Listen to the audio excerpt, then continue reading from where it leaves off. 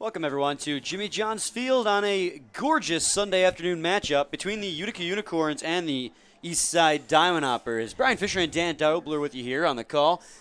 It's going to be a good one. Yeah, Dan, absolutely gorgeous day, clear blue skies. It's pretty warm. Yeah, I think mid-80s. Yeah, mid-80s, yep. I'm sweating over here. I was running around the ballpark before sitting down finally.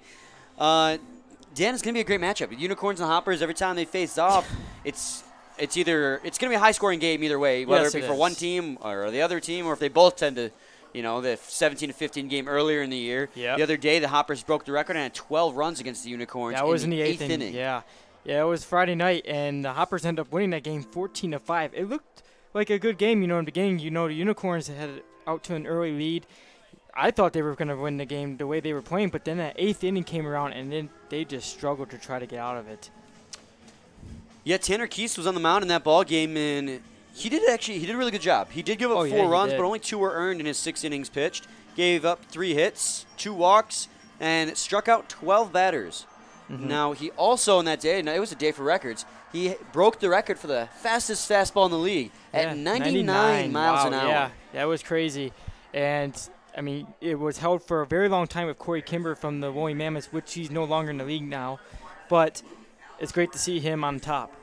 Yeah, it's really exciting. Now, on the mound today, it seems like every time these two teams, these pitchers are on the mound, they're always facing each other. We got Johnny Murray for the Unicorns and Torrey DeShazer for the Eastside Diamond Hoppers. Yeah, Torrey DeShazer from the Eastside Diamond Hoppers in 46 innings pitched has 2 wins, 7 losses this season, giving up 45 hits, 37 walks, has 45 strikeouts, 41 runs, and 39 of them were earned, an ERA of 7.57. Now, DeShazer's an interesting one because he's had a rough year. Last year he was in the bullpen and he was fantastic. They moved him to the starter role, and he's had a couple of good starts here and there, really showing what he has in his arsenal. But recently it's been a bad stretch. Last time out for him, we thought he was finally going to have that start. And he went 3 innings pitched with no earned runs, and then the grand slam from Sean Wood happened. Yes, and you know what?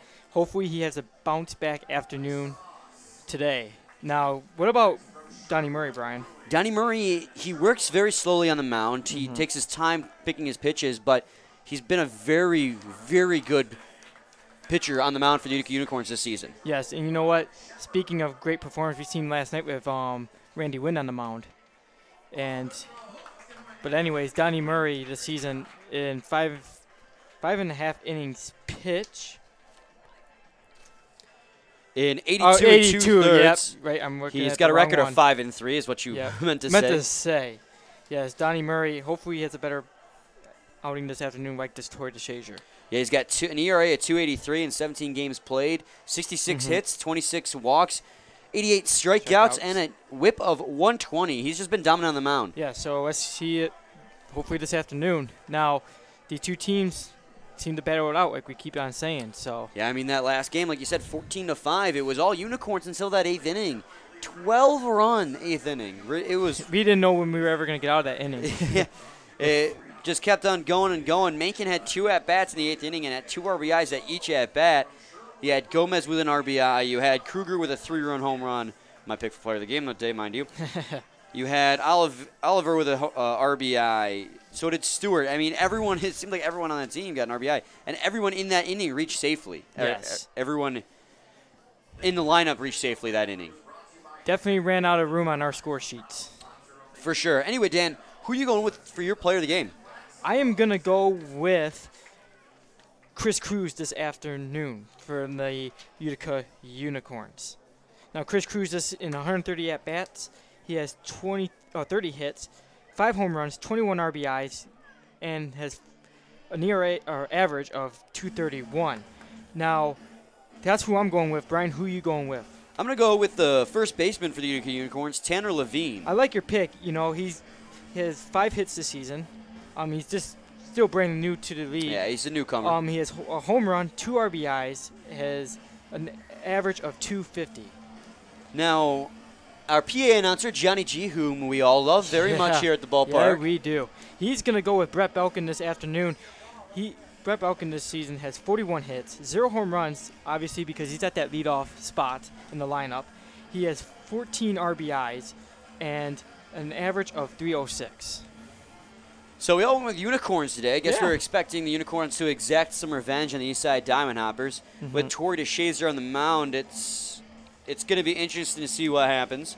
Yes, it is. And hopefully the pitching matchup is a lot better, because we've seen a great one like I was talking about a few minutes ago last night with Randy Wynn on the mound. Anyway, it's time for starting lineups here at Jimmy John's Field for the Unicorns and the Hoppers, and then shortly after that we'll go to the national anthem. So we'll send it down to the field for that.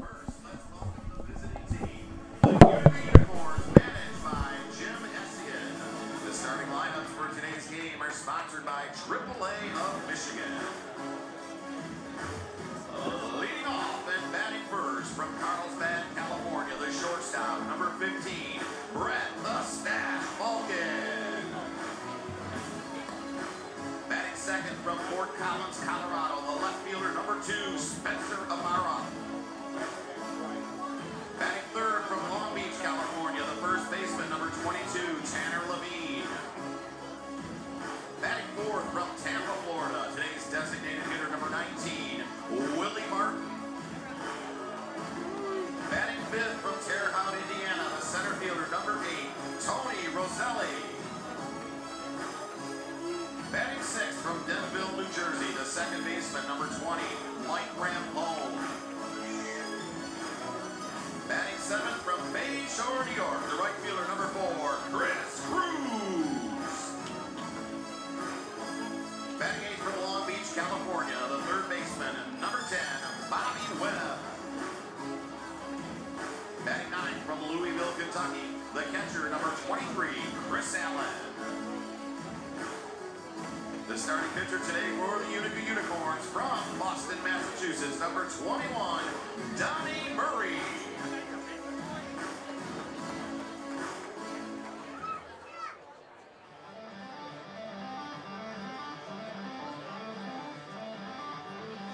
Okay, ladies and gentlemen, it's time to bring on the home team for today's game, the Eastside Diamond Hoppers, managed by Paul Oji. Leading off and batting first from the Dominican Republic, the shortstop, number 7, Ricky Castro.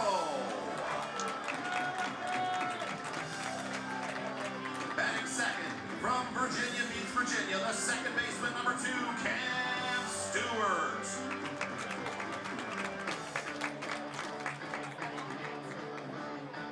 Batting third from Elmhurst, Illinois, the right fielder, number 12, John Mencken. Batting fourth from Brooklyn, New York, the first baseman, number 21, Esteban Gomez.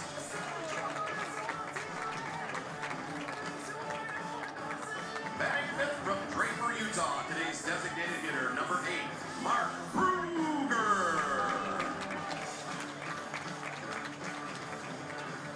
Batting sixth from Toll House, California, the third baseman, number 5, Casey Chenoweth.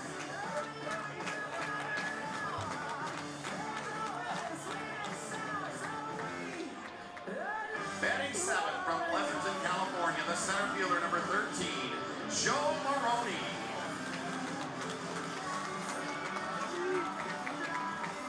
Batting eighth from Corona, California, the catcher, number 25, Brandon Oliver.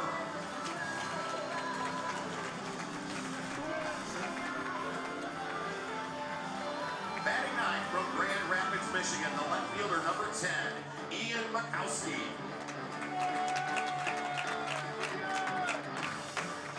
The starting pitcher today for the Eastside Diamond Hoppers from Pine Bluff, Arkansas, number 14, Torrey DeShazer.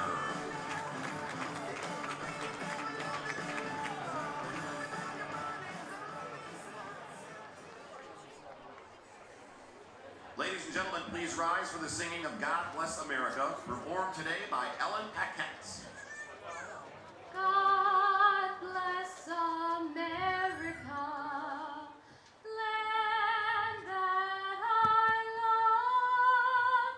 Stand beside her and guide her through the night with a light from above. From the mountains to the prairie,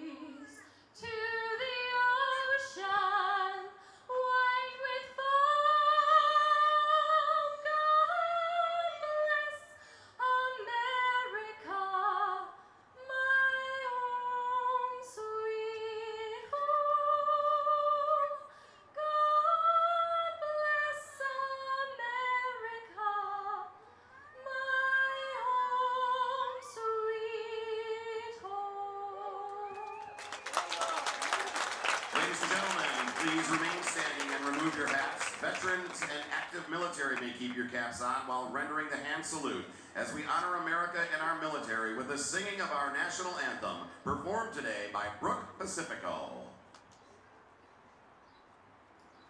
Oh, say, can you see by the dawn's early light what so proudly we held at the twilight's last gleaming, whose broad stripes and bright stars through the perilous fight o'er the ramparts we watched were so gallantly streaming, and the rocket's red glare, the bombs bursting in air, gave proof through the night that our flag was still there.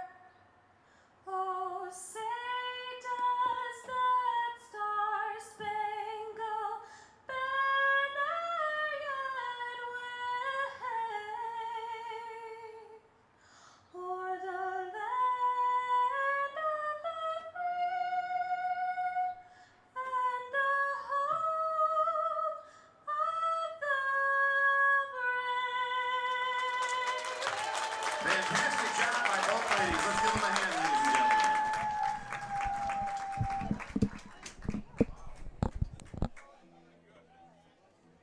Welcome back, everyone. We are still a few moments away from first pitch from Troy DeShazer on the mound. And while we wait, Dan, why don't you go through the starting lineup one more time for the Utica Unicorns? I would love to.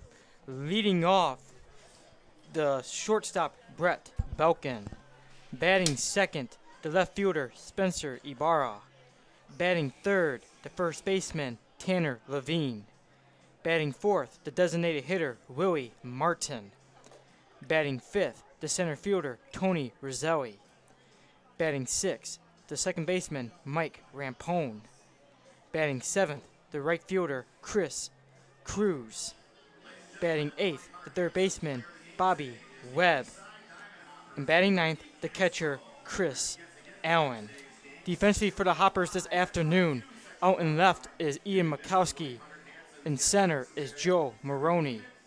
In right is John Menken. At third is Casey Chenoweth. Over there at short is Ricky Castro. At second is Cam Stewart. Over there at first is Esteban Gomez. Doing the catching behind the plate is Brandon Oliver. And once again on the mound this afternoon for the Hoppers is Torrey DeShazer. Yeah, Troy DeShazer is going to be on the mound here today, and he'll face off against Brett Balkin first in this ball game.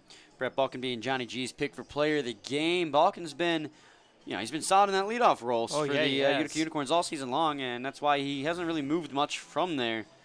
He consistently gets on base. He steals bases with ease, and you don't look for him to hit with power. I mean, if that were the case, you'd see him at the 3 or 4 spot. Mm-hmm. He knows his role, and he plays it well. He doesn't try to, over-pursue. He's just a very safe player, and I think that's why he's one of the fan favorites here. And, of course, he's got that perfect stash of his. The mustache is great, but I feel like giving him that nickname has kind of locked him into that stash. You can't get rid of it now. No, you can't. Not at all.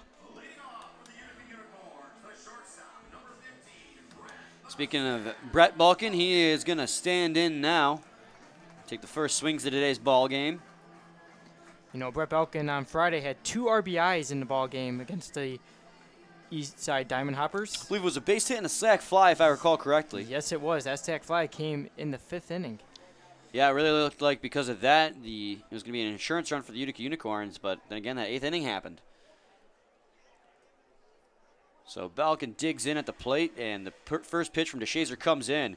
It's going to be a ball high, and that pitch comes out exactly 1:35 p.m. This ball game's underway. 82 degrees out this afternoon.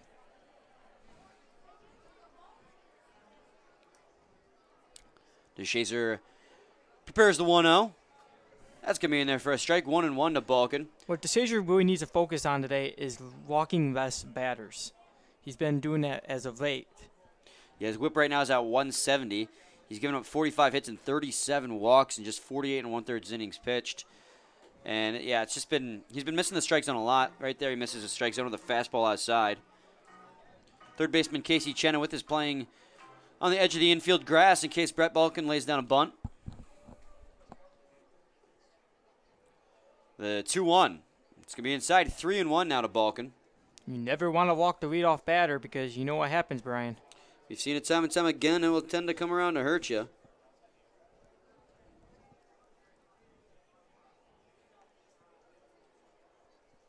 Three 3-1 pitch. That'll be on the inner third of the plate. Good fastball there from DeShazer. Hit Nick in the strike zone. Full count now.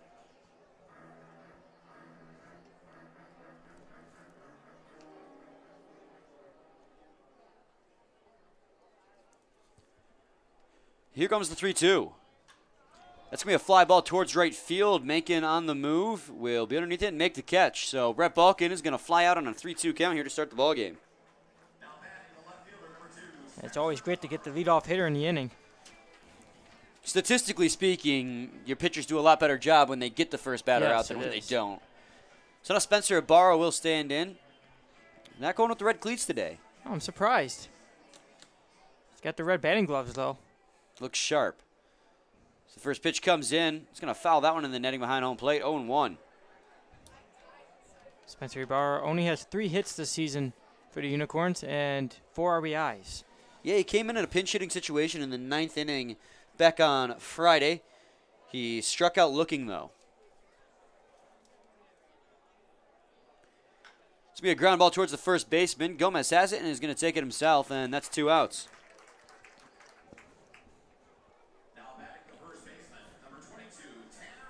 Now my pick for player of the game is going to stand in. That'll be the first baseman, Tanner Levine, batting third in the lineup.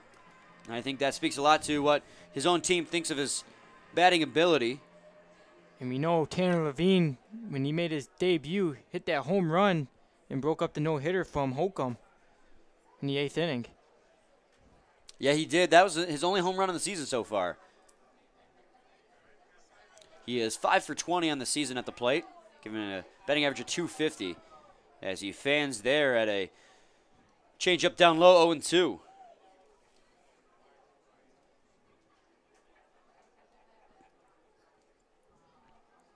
Shays readies himself and delivers the 0-2 pitch.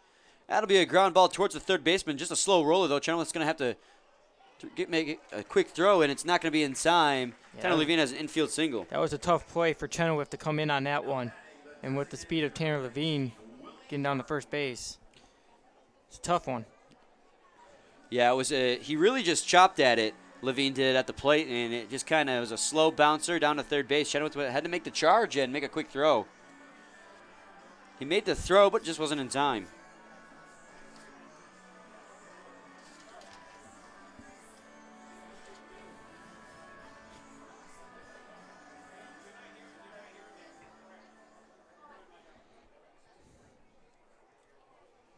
So now Willie Martin stands in. He's got a runner at first base and 2 outs here in the top of the first inning.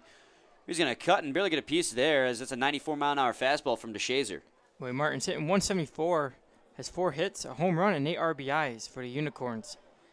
Now, in the game on Friday night, he went 0 for 4, so hopefully he has a better afternoon.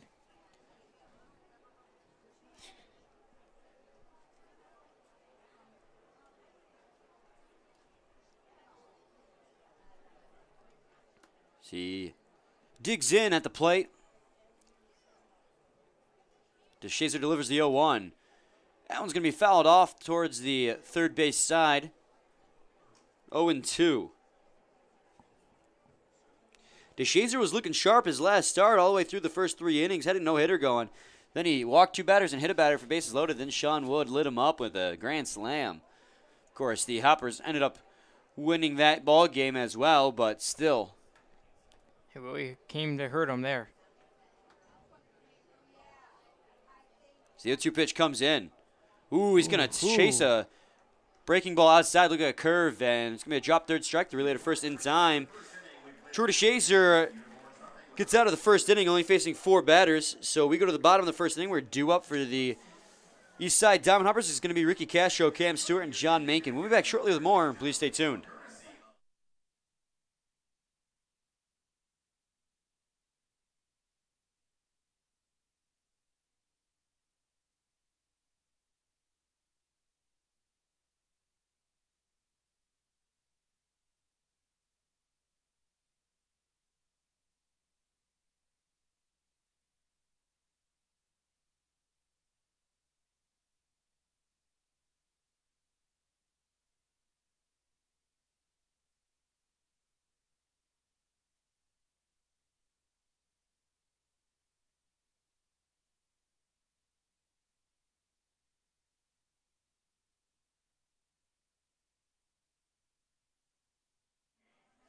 All right, welcome back, everyone, to the bottom half of the first inning here at Jimmy John's Field. Beautiful day for baseball. And Dan, why don't you go through the starting lineups for the Eastside Diamond Hoppers for those just tuning in? All right, here we go. Leading off, the shortstop, Ricky Castro. Batting second, the second baseman, Cam Stewart. Batting third, the right fielder, John Mankin. Batting fourth, the first baseman, Esteban Gomez. Batting fifth, the designated hitter, Mark Kruger. Batting sixth, the third baseman, Casey Chenoweth. Batting seventh, the center fielder, Joe Maroney. Batting eighth, the catcher, Brandon Oliver. And batting ninth, the left fielder, Ian Mikowski. Defensively for the Utica Unicorns this afternoon, out in left is Spencer Ibarra. In center is Tony Roselli. In right is Chris Cruz. At third is Bobby Webb. Over there at short is Brett Belkin. At second is Mike Rampone. Over there at first is Tanner Levine. Doing the catching behind the plate is Chris Allen. And on the mound once again for the Unicorns this afternoon is Donnie Murray. I mentioned it already, but might as well say it again. Donnie Murray's been dominant on the mound for the Utica Unicorns this season as he gets ready to throw his first pitches here in this ballgame. 2.83 ERA and a whip of 120, Dan. He's been great. Oh, yes, he has, and hopefully he can continue that this afternoon against the Shazier. He tends to work slowly on the mound, but clearly it is the charm for him as he's been fantastic. His last time out, he actually didn't get a quality start as he was 5 2/3 innings pitched, just struggling against batters who kept fouling pitches off him. Gave up only 2 earned runs, 7 hits, 2 walks, and 6 strikeouts. They hit him up pretty good, but he still did a good job of getting out of the jams and ended up with only 2 earned runs in that ballgame. You know, also what I'm really looking over Murray's stat line, is those strikeouts he has. He has 88 of them this season. Yeah, and only 82 innings pitched, so he's definitely a strikeout pitcher. He had 6 in his last performance. So now the shortstop for the Eastside Diamond Hoppers will stand in. A fan favorite here at Jimmy John's Field as well, Ricky Castro. Ricky Castro's hitting .291 this season, has 48 hits and 12 RBIs.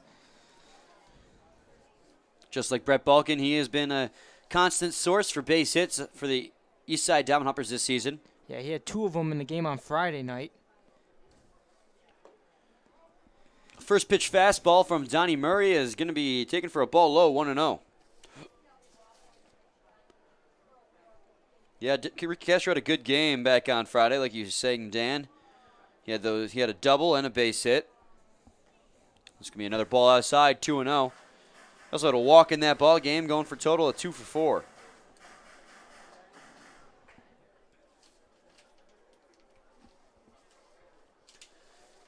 Murray sets and delivers the pitch. That's going to be a strike at the knees, 2-1. 3 straight fastballs from Murray to start the ball game. Webb over there at third base playing shallow towards the infield grass. Again, with a fast guy at the plate, you're going to want to cut down that opportunity on a bunt. That'll be a ground ball towards the second baseman, Rampone, however. The relay to first is in time. That's going to be the first out for the Eastside Diamond Hoppers here in the bottom of the first. Here comes a red-hot bat in the Hoppers lineup.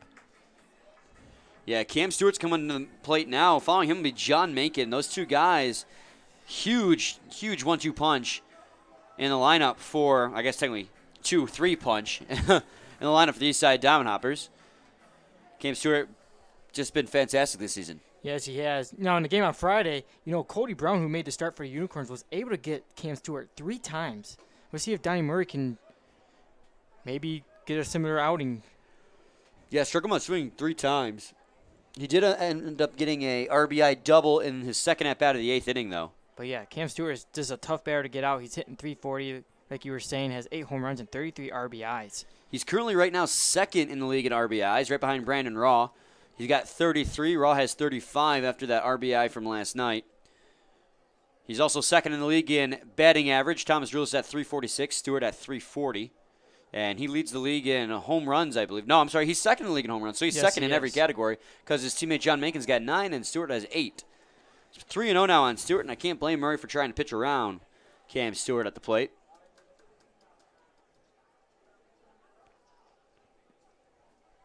As the 3-0 comes in. That's going to be a 4-pitch walk to Stewart. You walk a dangerous hitter, but it's not going to get any easier for Murray because now John Macon will come to the plate. Yes. John Macon, like you were saying, with those 9 home runs of the season for the Hoppers. He had 4 RBIs in the ball game on Friday night and went 3 for 5. Now, John Macon, we were just saying how Cam Stewart is second in every major hitting category. Mm-hmm. Well, John Macon's not doing that much worse. He's actually first in the league in home runs with 9. He's third in the league in RBIs at 32, and he's third in the league at average at 338. It's going to be a tough one from Donnie Murray. Yeah, Stewart and Macon, you got to watch out for these guys because they will do the damage. It's going to be a fly ball in foul territory. On the run is Levine, but he's going to run out of room as that one lands in the stands. Now, Cam Stewart over there at first thought about stealing, but decided to hold up. Yeah, definitely the right decision to make there, I feel. The foul ball would have ultimately had him going back to first base nonetheless. Cam Stewart and John Macon both have a surprising amount of speed. Normally when you think of power hitters, you don't think of base stealers, but they have been known to steal the occasional base. As that's going to be a ball, 1-1 now.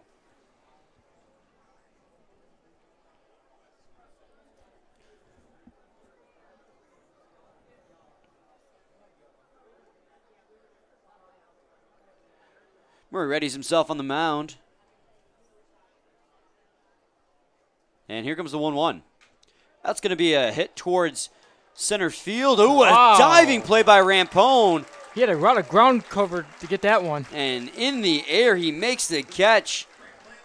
What a great play there by Mike Rampone in center field to rob a base hit from John Macon. I mean, Mike Rampone, if he wouldn't have got that, it definitely would have been a blooper. So now there's 2 outs here in the bottom of the first inning. Runner still at first base for Esteban Gomez.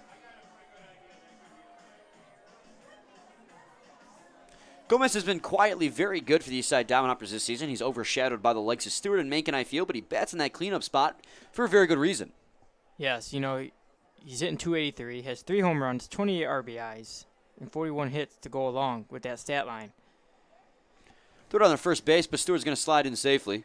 He did have an RBI single in the game Friday night, and it was in the 8th inning, that long 8th inning between these two teams.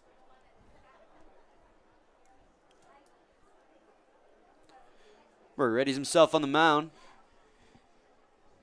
And he delivers the first pitch. That's going to be a strike on the outer third of the plate. Nice fastball there from Murray, 0-1. Gomez has been the everyday first baseman for the Hoppers this season. He's done a great job defensively and at his plate appearances as well.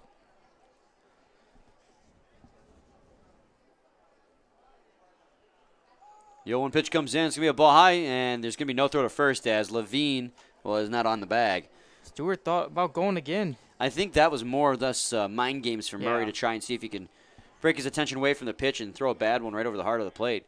Gomez has some power there, too. He's got 3 home runs on the season.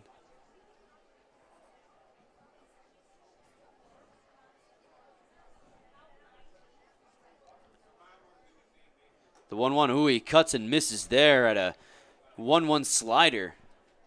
Beautiful pitch there from Murray. Indeed it was.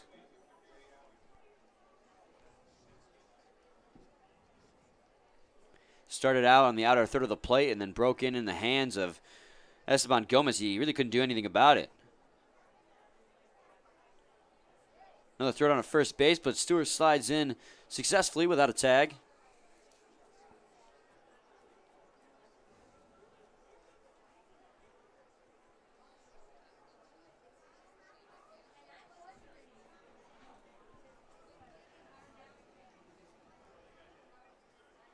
And a 1-2. Swing and miss. He gets Esteban Gomez swinging there. Big cut swing there from Gomez, but unable to catch up to that pitch from Donnie Murray. That's Murray's first strikeout of the ball game, and it'll end the first inning. So now we go to the top of the second. We're due up for the Utica Unicorns. There's going to be Tony Roselli, Mike Rampone, and Chris Cruz. That's your 5, 6, and 7 hitters in the lineup for the Unicorns. Still scoreless here at Jimmy John's Field. We'll be back shortly. Please stay tuned.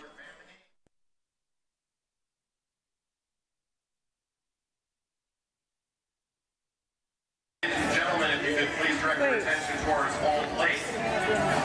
We are proud to introduce Jeff and Chelsea. And Jeff and Chelsea have been blessed and are expecting an addition to their family. And with the help of Diamond Hoppers Casey Chenoweth, we are about to find out whether their bundle of joy is going to be a boy or a girl.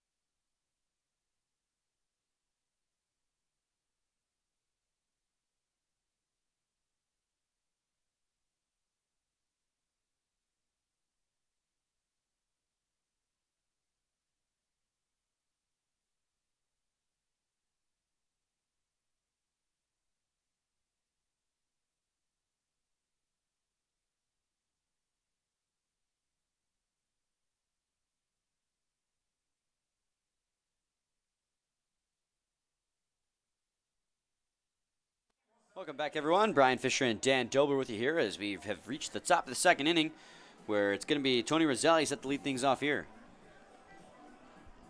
We all know Tony Roselli loves the bat that he swings because it's red color. Matches the colors of their team a little bit. Yeah, the red is the secondary color in the uniform for the Utica Unicorns. There's a lot of U's there. Yeah. Uniform, Utica, Unicorns. First pitch ball, 1-0. Roselli's hitting 183, has 13 hits, 3 home runs, and 8 RBIs. We had a grand slam, I believe it was last weekend. Yes, it was. He's going to swing and hit that one in the netting, 1-1. It was a great game for him.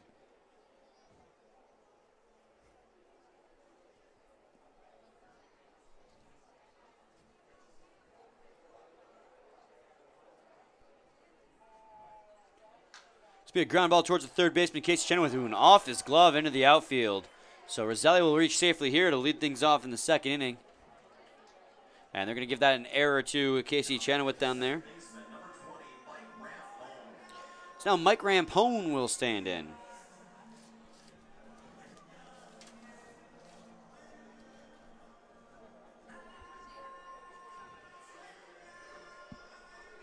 Rampone's hitting 264, has 23 hits, a home run, and 8 RBIs of the season for the Unicorns. He also made that diving catch in the outfield to rob John Macon of a base hit last half inning. Yeah, it was a great play made by him. If he wouldn't have got to it, that would have been a hit for Macon. The first pitch to him comes in. He's going to hit that one high in the air. Behind home plate, Oliver on the run. Looks like it's going to land in the stands, though. 0-1. Got the fans jumping early here at the ballpark. Free baseball. Lots of souvenirs every night here at Yes, Jimmy John's it Field. Well, every afternoon, I guess, and today's technically for today.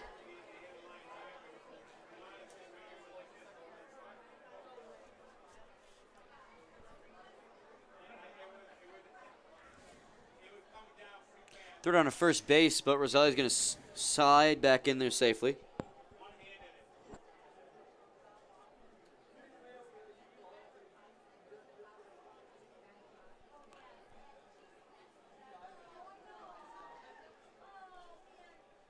DeShazer readies himself on the mound and delivers the 0-1. Rampone shows bunt that time, but pulls it back in lieu of a ball. 1-1.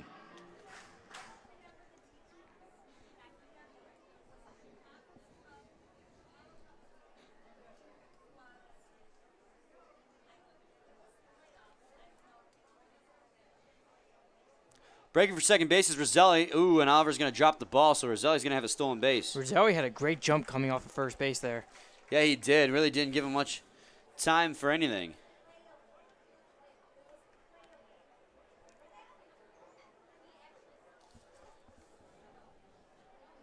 So now there's a runner at second base and no outs for Mike Rampone at the plate. He's got an opportunity to give his team an early lead here in this ball game.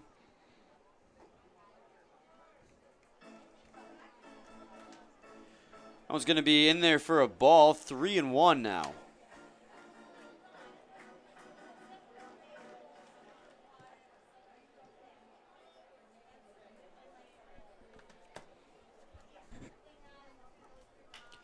That's going to be hit high in the air towards left field. Mikowski's going to stumble out there and left, and he's not going to be able to get there in time. That's going to be a base hit for Mike Rampone, putting runners at the corners. Just unfortunate there. It looked like an easy fly out, but Mikowski with the stumble, unable to get it. I wonder if he hadn't stumbled, if he would have been able to get there or not, because it was a blooper that is either true, way. Yeah, would have been a tough. So now we got runners at the corners and no outs for Chris Cruz. I went with him as my player of the game this afternoon. He's hitting .224, has 30 hits, 5 home runs, and 21 RBIs of the season. DeShazer sets on the mound to face off against Cruz here. He's going to foul tip the first pitch off. 0-1.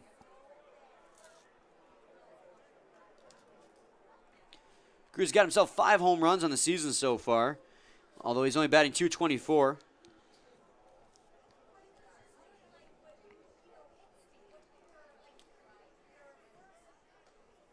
Throw it on a first base is not going to be in time as Rampone slides back in successfully.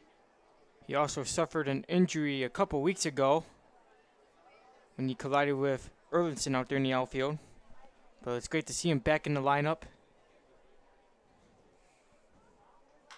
Be a ground ball towards the second baseman, Stewart. Throw it on a second is in time. They're throwing on a first. It's going to be thrown away, though, and that's going to allow a run to score and a runner to advance to second. So Roselli scores on that ground out.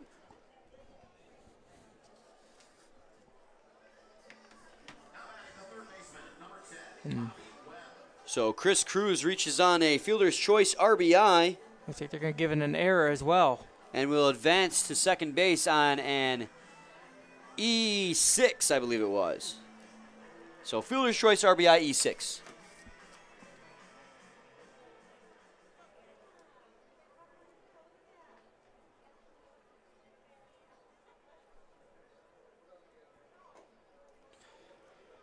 First pitch for Bobby Webb is going to be a ball, 1-0.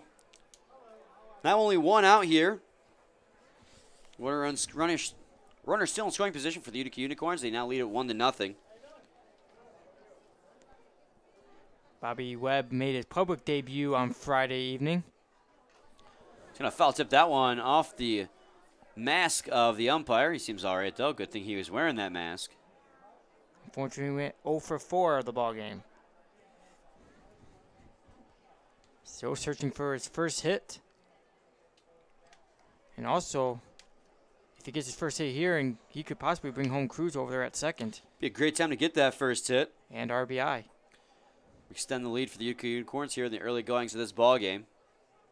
As the 1-1 comes in. That's going to miss. 2-1.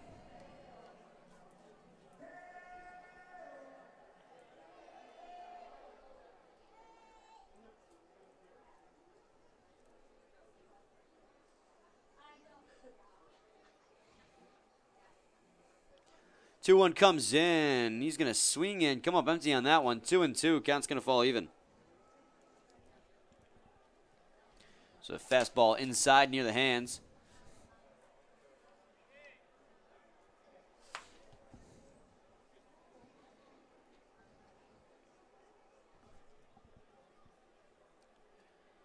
DeShazer readies himself on the mound. Looks back to second base. Delivers the 2-2.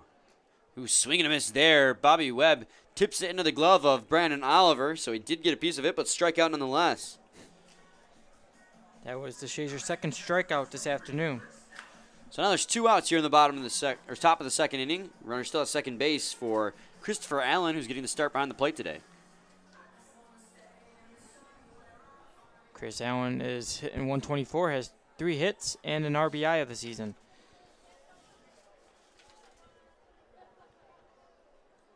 Greg Jones got the start behind the plate Friday evening when these two teams saw each other. First pitch to Allen's going to be a ball, 1-0. He's only got 1 RBI in the season and 3 hits.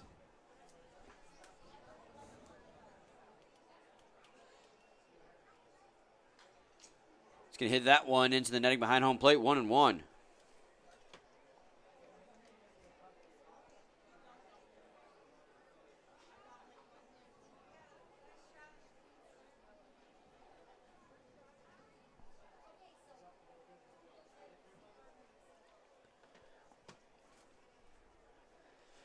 The 1-1 is going to be hit towards center field. Is it going to get down? It will, so they're going to wave Chris Cruz around third base, and he will come in to score. So Chris Allen here with an RBI single, his second RBI on the season. Now a 2-0 ball game for the Unicorns.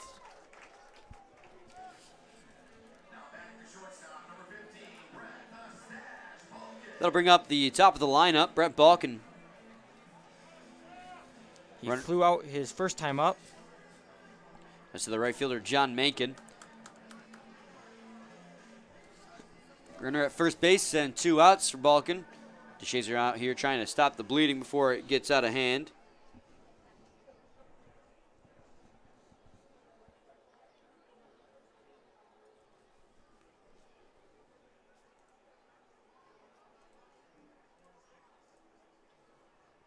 It's going to be a ball high, 1-0 now to Balkin.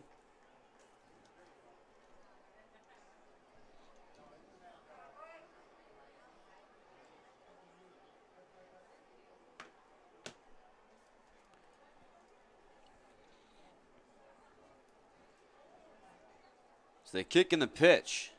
Be fouled in the netting behind home plate. 1-1. Catching it barehandedly is Ibarra down there.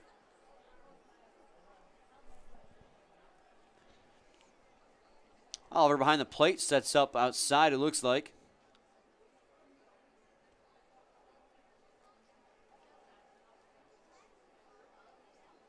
And the 1-1 hits its spot, but it's going to be a little bit outside. 2-1 now.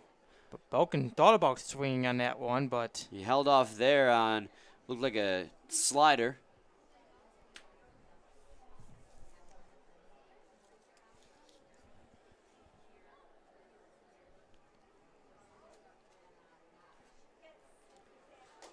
It's going to be a ball high, 3-1 now to Brett Balkin.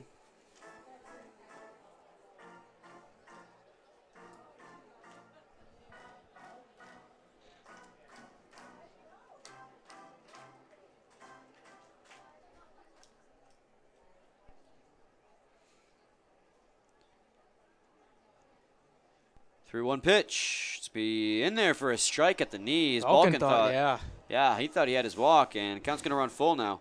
Second full count to Brett Balkin in today's ball game. Last time he swung and flew it out, like we mentioned. Yep, and that was to the right fielder, John Mankin.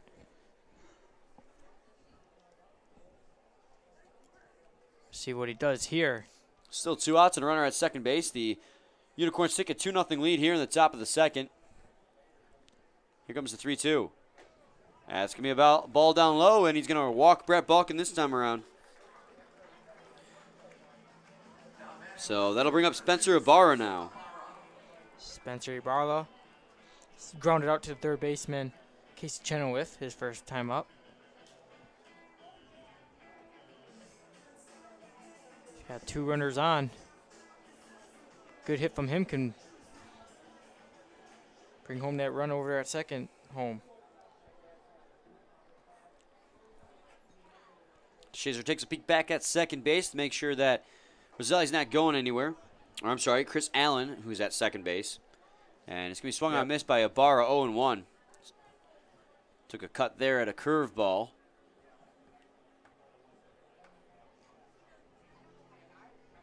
Chris Allen over there at second had the RBI single to bring home and bring another run in for the Unicorns, making it 2-0 in this inning. He's going to reach back on that one and fire a 94-mile-an-hour fastball over the heart of the plate that Ibarra cut and missed on. That was a really good pitch from Torrey DeShazier. Yeah, 0-2 now. He's just one strike away from getting out of the inning and stopping the bleeding.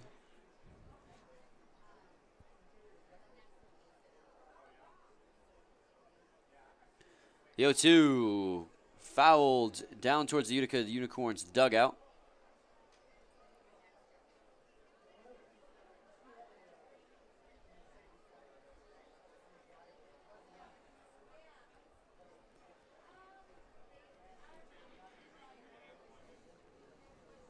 DeShazier decides on a pitch. Looks back to second base towards Allen and delivers the 0-2.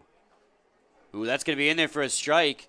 Got him with the breaker, backdooring him, and that's going to be a strikeout looking for DeShazier to end the inning. But the Utica Unicorns do take a 2-0 lead thanks to a fielder's choice RBI for Cruz and a RBI single for Chris Allen. We'll go to the bottom half of the second inning where due up for the Eastside Diamond Hoppers is going to be Mark Kruger, Casey Chenoweth, and Joe Maroney. We'll be back shortly with more. Please stay tuned.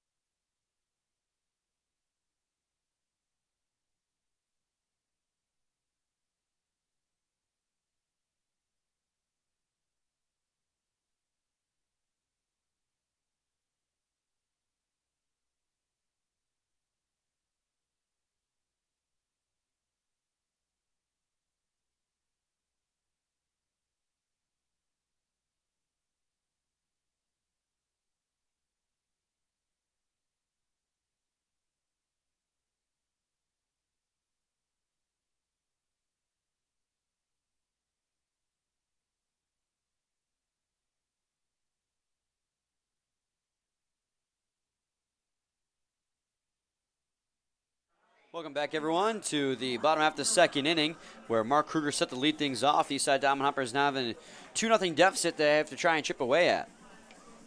Yeah, they got their runs in that inning. You had an RBI single from Chris Allen, but where we got it started was, I mean, it's because of the errors the Hoppers made in that inning. Chris Cruz got it going with that fielder's choice RBI, and he reached safe due to an error. And then Chris Allen brought another run in with the RBI single. That's gotten us to the score we're at now as the first pitch to Mark Kruger is going to be a strike on the inner third of the plate, 0-1.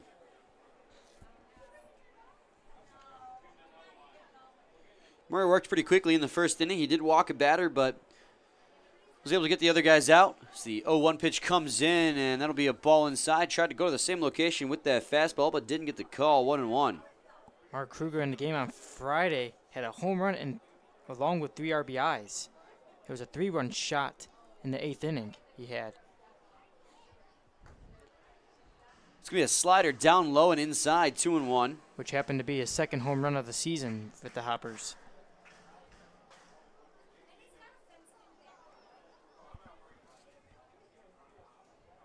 The kid getting the pitch. That's me a ground ball fouled on the first base line. Count's going to fall even 2-2. Kruger was my pick for player of the game on Friday, Dan, and he had a pretty good game. Yeah, he did. You just mentioned how he had that home run. It's a 2-run home run. It was the only hit he had in that ball game, but hey, I'm not going to complain if someone hits a home run now, am I? No, you're not. I believe you got the win on Friday night. In terms of pick the stick, as that's going to be flat out of play on the left side. The count's going to remain. And when Mark Kruger hit that, it just kept going and going. And who knew when it was going to stop? Yeah, that one he hit deep to right field. And went through the trees, maybe in the river. Some say it's still flying to this day.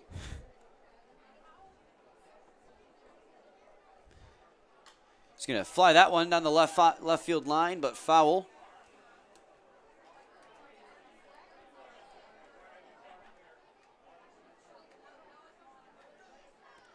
Defense playing him pretty much straight up. The center fielder Roselli shaded a little bit towards left field, but not much. A few steps maybe at best. The 2-2 comes in, and he's going to try and check his swing. Did he go? They're going to say he did, and the relay to first is going to be in time. Mark Kruger couldn't believe in himself. He's still standing there and all, but they're going to say he went around. And so Johnny Murray's going to start off the inning with a strikeout. That's the second one this afternoon. You got Esteban Gomez to end the first inning.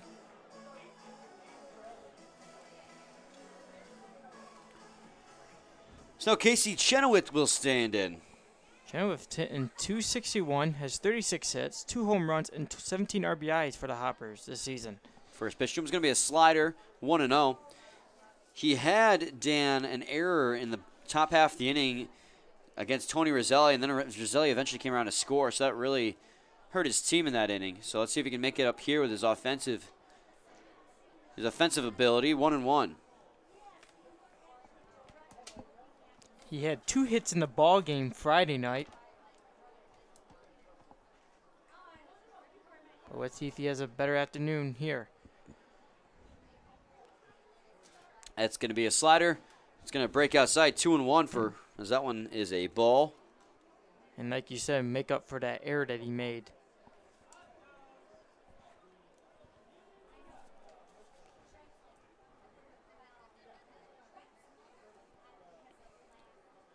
So 2-1 pitch comes in.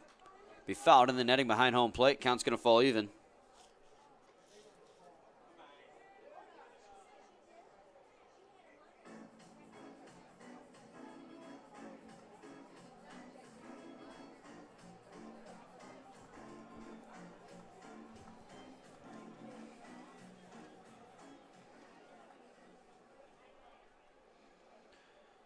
Delivers the 2-2 now, and swung on a miss there. Chenoweth goes down on strikes as he misses on a curveball there.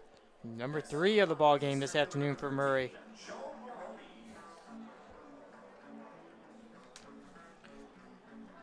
So Joe Maroney will stand in.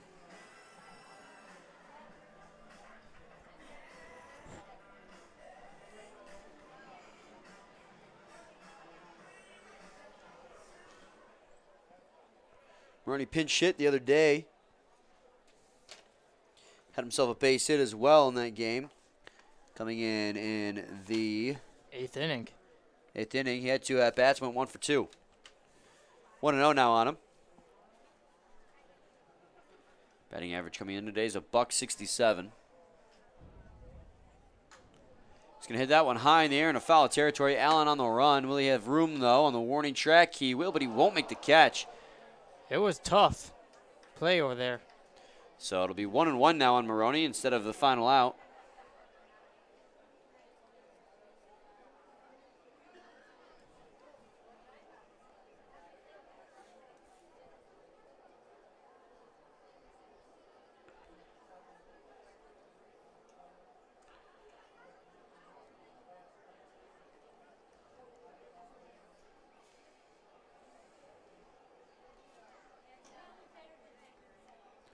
Maroney takes a few swings outside the batter box to reset himself. He'll dig back in now. It's a 2-0 lead in favor of the Utica Unicorns right now at the bottom half of the second. It's 2 outs for the Diamond Hoppers and nobody on, though, as the 1-1 comes in. He's going to drive that one in the left field line, but it's going to hook foul. Only he could straighten that one out. Got good contact on that one and hit it on a line down there, but like you said, needs to straighten that one out a bit more. Got a little about got a little bit too out in front of it. So 1-2 now on Maroney.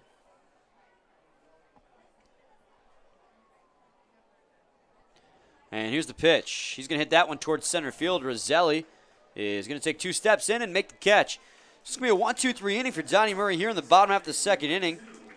We go to the top of the third where it's still a 2-0 lead for the Utica Unicorns. And when we come back, it's going to be Tanner Levine, Willie Martin, and Tony Roselli set to lead things off in the top half of the inning. We'll be back shortly with more. Please stay tuned. Got a mask on here for you. Ladies and gentlemen, at this time, please direct your attention to the video board. Someone has a very important question to ask.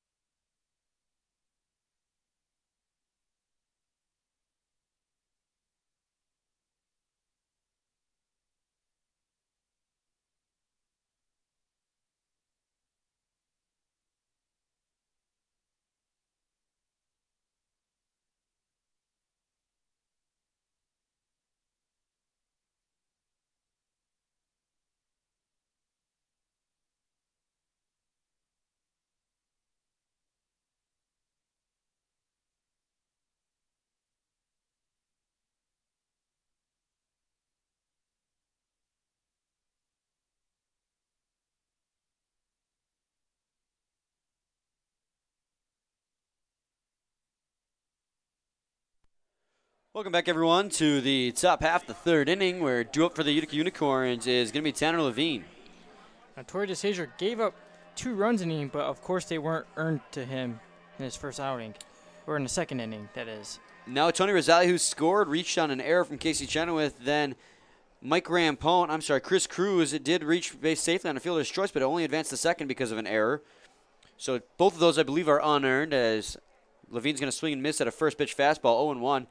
Levine's my pick for player of the game. Marty has an infield single today. He's going to ground that one fouled on the first baseline, 0-2.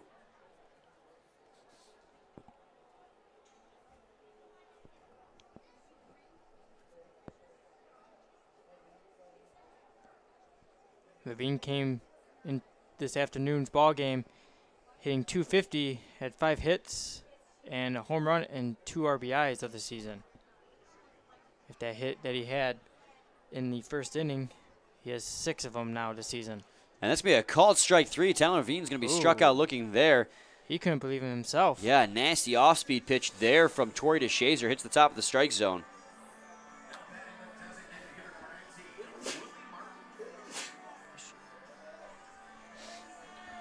And now Willie Martin will stand in.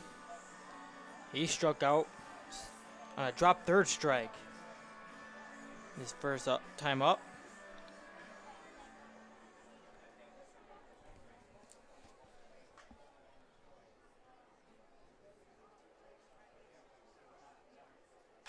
Be a ground ball right to the second baseman Stewart, who will have it and relay it to first in time for the out.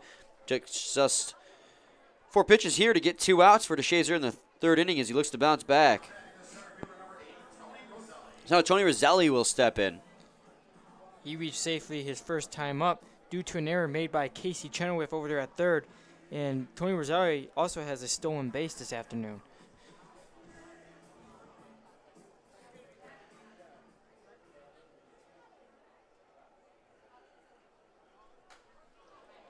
He hit that one high in the air, but in foul territory, 0-1.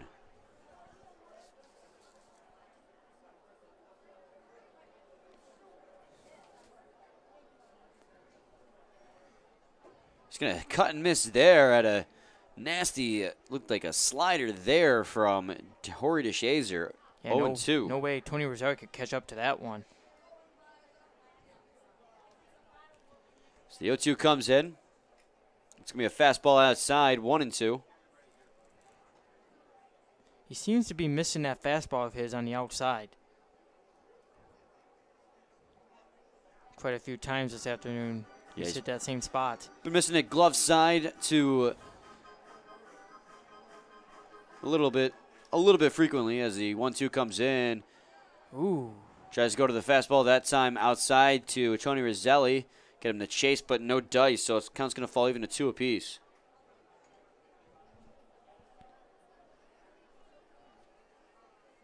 So now the 2-2. Oh, he's going to check a swing on that one, but still make contact into fair territory. Oliver has it. Will relay it to first in time.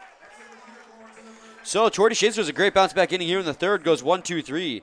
We go to the bottom of the third inning where due up for the Eastside Diamond Hoppers is going to be Brandon Oliver, Ian Mikowski, and Ricky Castro. We'll be back shortly with more. Please stay tuned.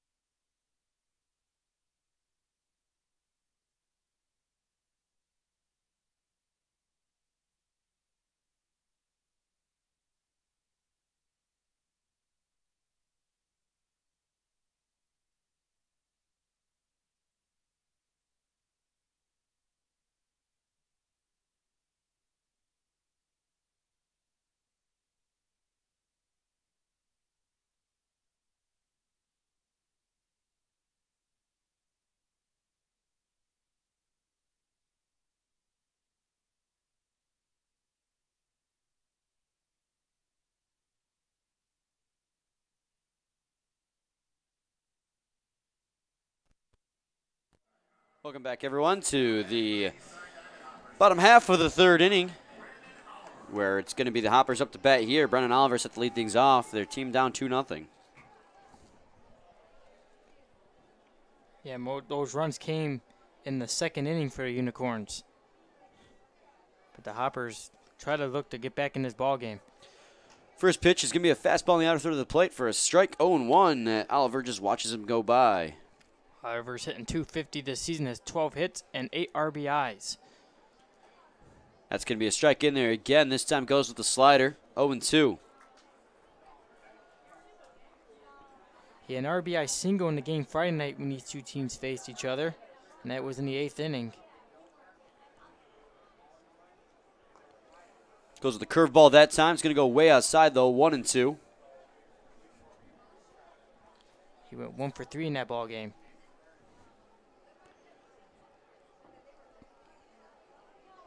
And here comes the delivery from Murray. Another fastball. Ooh. It's going to say it's on the outer third of the plate, and they're going to ring up Brandon Oliver here to start off the third inning. That was a very close pitch there. I thought it might have been outside a little bit. I thought it was a little bit outside, too, to be honest. But I don't have we have no say. Yeah, I don't have a Fox Tracks to tell me exactly where that pitch is located, so I just got to go with the eyeball test. If only we did. So now Ian Mikowski will stand in, the left fielder today for the Hoppers. As Murray readies himself, here comes the pitch. That's going to be in the dirt, 1-0.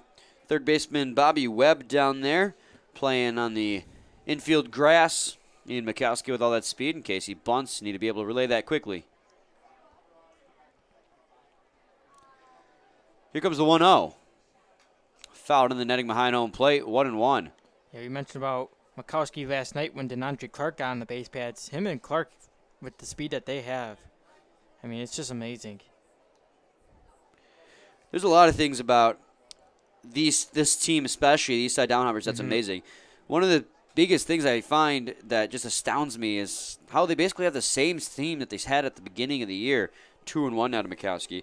If you look at the roster of the Utica Unicorns, they've almost gone through a complete change in players. Now the Hoppers, on the other hand, it looks like the similar lineup we've seen earlier in the season. Yeah, Mikowski joined about halfway through as he's going to foul that one. Count's going to fall even 2-2. And I believe it was Mark Kruger that joined too. And besides that, I mean, Castro, Stewart, Mencken, I believe Gomez, Maroney, and Chenoweth have been here since the beginning of the year. Oliver joined halfway through as well. I mean, it's been pretty much the same team, and they've done wonders. They had a good team, though. I mean, that usually helps. But they kept basically their same lineup. And that's why the Eastside Diamond Hoppers have been so good this year. As the 2-2 comes in, they have that team chemistry, and that's going to be a called strike 3 on the inside third of the plate. That one looked inside to me. I did too, but it's going to be another called strike 3. We don't have that Fox track we were saying before. So 2 strikeouts to start the inning for Donnie Murray. That's 5 of the ball game. Yeah, now Ricky Castro is going to stand in. Ricky Castro grounded out to the second baseman, Mike Rampone. His first time up. It's a slider there that misses outside, 1-0.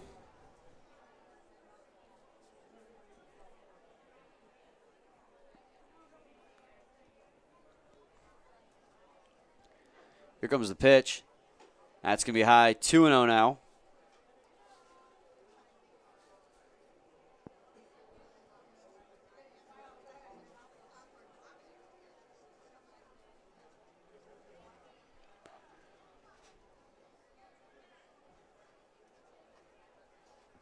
That'll be a ball inside, 3-0 now.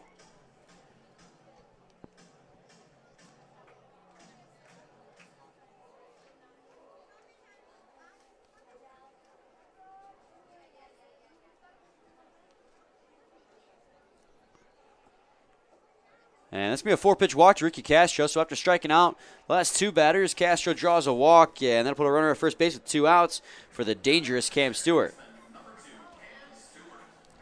Cam Stewart has the potential to tie this one with 1 swing of the bat here. See if Donnie Murray can get him out. Last time up, he walked him on 4 straight balls. Yeah, Cam Stewart's the hard one to get. So is Mencken, who's over there on deck.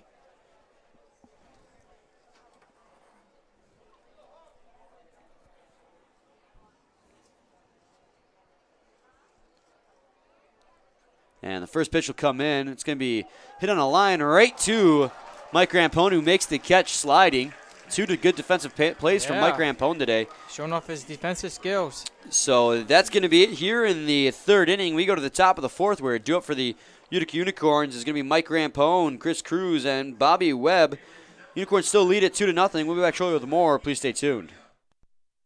Hey, it's Matt Derry out here in right field in front of the merchandising tent and the trailer. We're having a blast. Get your USPBL gear right here. We've got 24 different kind of hats. We've got jerseys, pennants, foam figures. This Westside Woolly Mammoth jersey is straight fire. You've got to get these jerseys, these hats, everything out here in right field. And, of course, the merchandising area behind home plate in the grandstand. Check it out.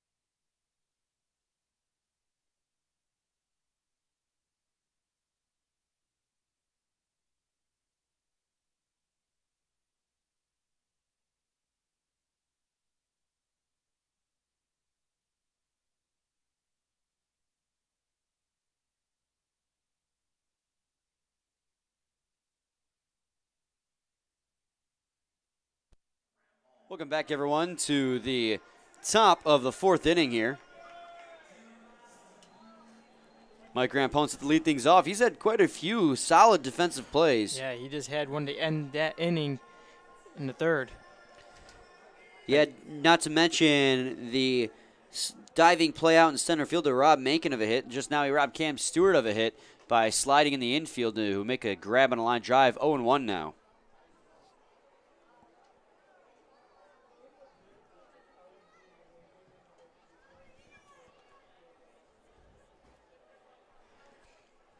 Now the pitch comes in. He's going to break his bat on that one, and it's going to be a flare to Castro, who will make the grab. Be the first out here. Unfortunate on that one. It looks like he got a good swing on it, but his bat broke at the handle. So now Chris Cruz will stand in. Chris Cruz reached safely due to her fielder's choice on an error made by, looks like it was Castro? Yeah, it was an error by Ricky Castro on the back end of a double play attempt. You also had an RBI. First pitch to Cruz is going to be a ball, 1-0. I went with him as my player of the game this afternoon as well. That's going to be in there for a ball, 2-0.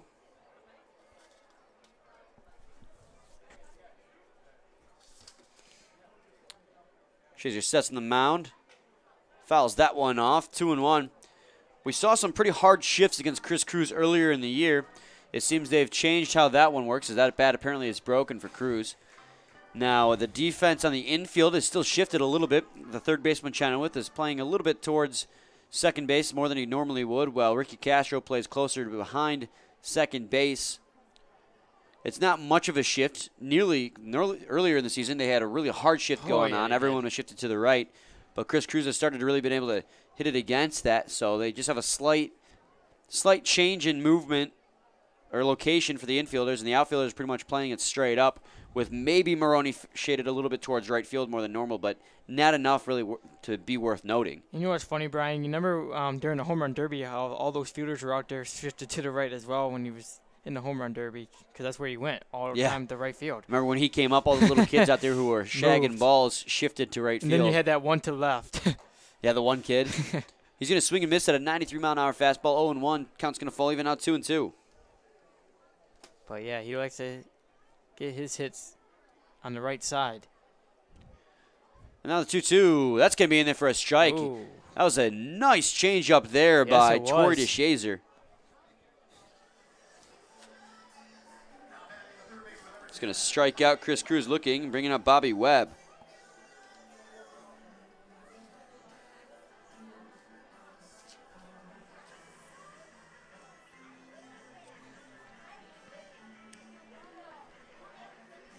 Bobby Webb struck out his first plate appearance.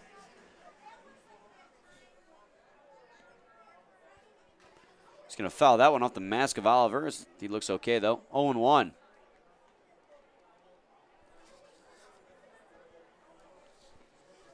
Both pitchers now have 5 strikeouts in this afternoon's ball game. Torrey DeShazer just getting Chris Cruz there before Webb.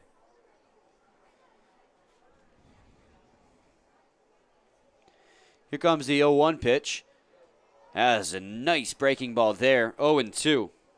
Started out in at the hands, then broke back over the plate. Just froze Bobby Webb there. He digs back in at the plate now, and here comes the 0-2 pitch. Did he go? They're going to say he held up, and that's going to be a ball then, 1-2.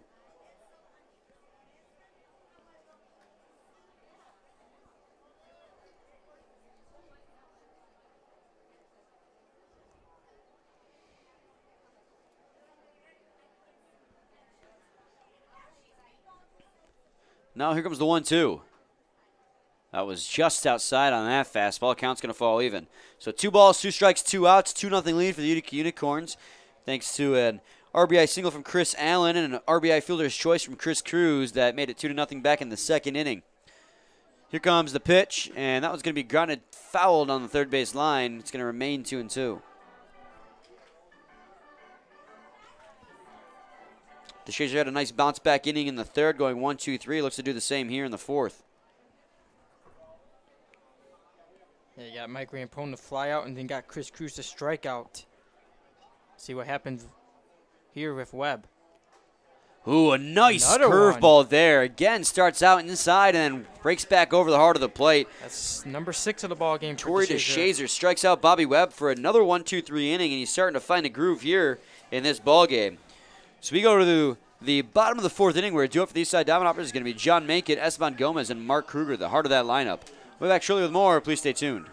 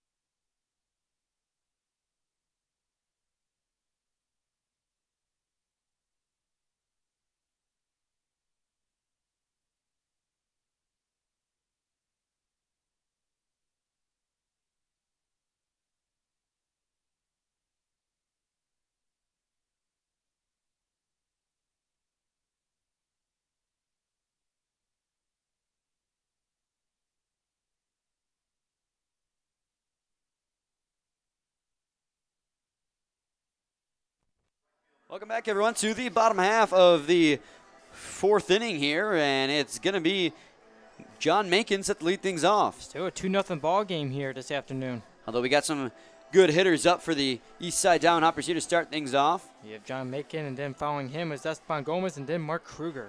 Donnie Murray's only let 2 base runners on the base paths to this point in the ball game. Both were walks. Cam Stewart and Castro were those gentlemen who got walked.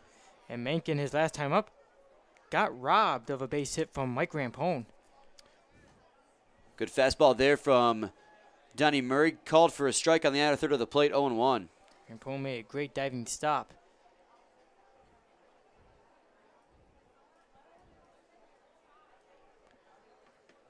And here comes the 0-1. That's going to be a curveball that breaks outside, 1-1.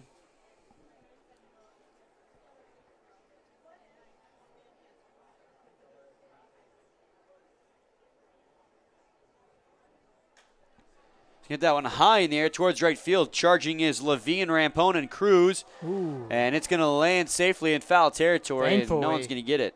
It did. Both. He had a tumble over there as well. I believe that is Levine out there who took a tumble trying to make the play, but he seems okay. 1-2 now on John Mankin. It was a long run for all three of them.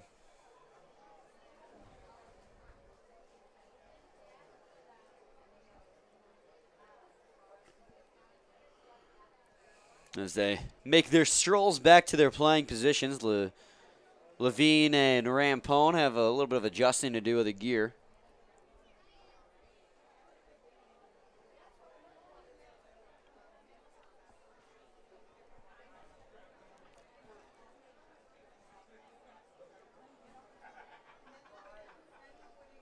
And now here comes the 1-2. It's going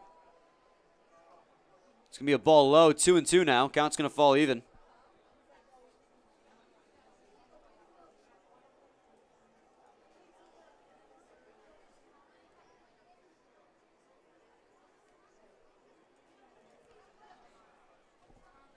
Two-two comes in. It's going to be a ball down low. Count's going to run full now, 3-2. So after getting out in front of it, 0-2 in the count.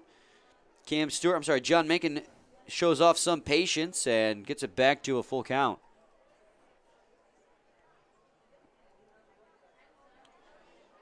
Here comes the 3-2 pitch. That'll be a ground ball towards the shortstop, Bullpen. He's got it. The throw down to first going to be a quick one, and it's in time. There you go. Wow. Nice play by Bullpen, and an even better throw as that one was right on the money. We've seen Bullpen make a couple great plays like that he just made this season.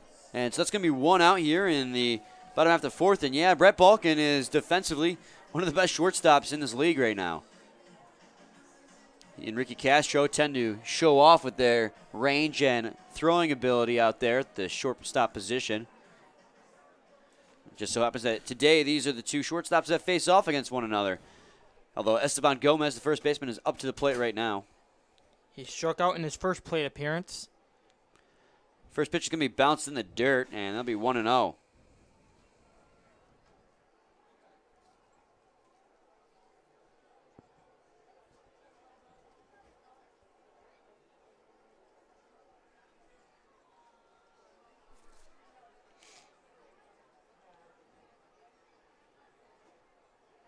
Be a fastball right down the middle, 1-1 to Gomez.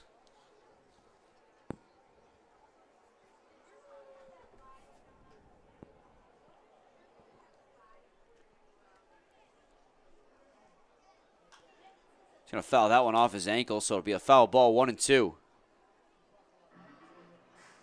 Esteban Gomez just looked to walk it off a little bit. Bet you that one stung him. I'm sure it did. I don't think he's wearing...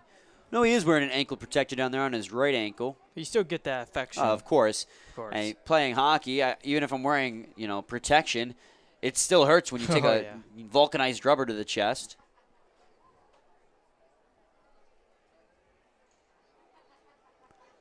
Roselli out there in center, playing it shaded to the left field.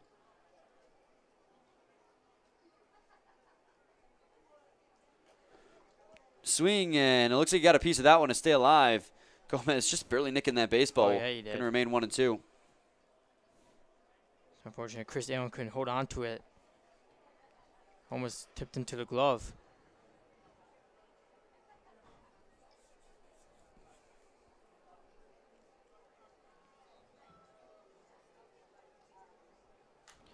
Be a foul ball towards left field.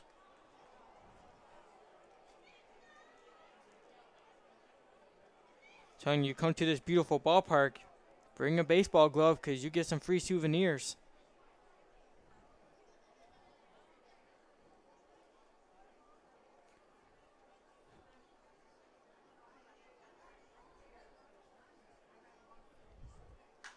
He's going to get that one high in the air towards right field. Now, Cruz looks like he's going to make the catch, and that'll be the second out here in the bottom of the fourth, I apologize. So Mark Kruger will step in. He struck out swinging his last time up then. Yes, and, he had a great game Friday night. He had that 2-run home run in the ball game, along with 3 RBIs, so...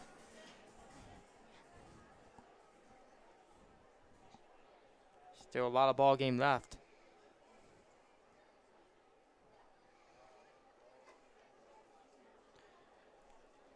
One 1-0 after the first pitch missed. 1-0. Almost said 1-0 and then said it again. Donnie Murray sets on the mound, delivers the 1-0. That's going to be a pitch in there for a strike. 1-1 was an off-speed pitch. Kruger came into the ball game this afternoon, hitting .244.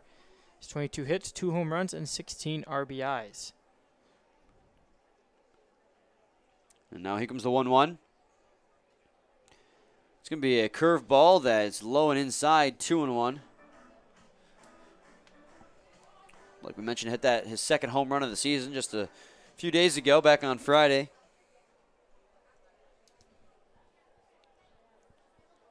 Now he's in that long 8th inning. Ooh, and he's going to hit Mark Kruger there.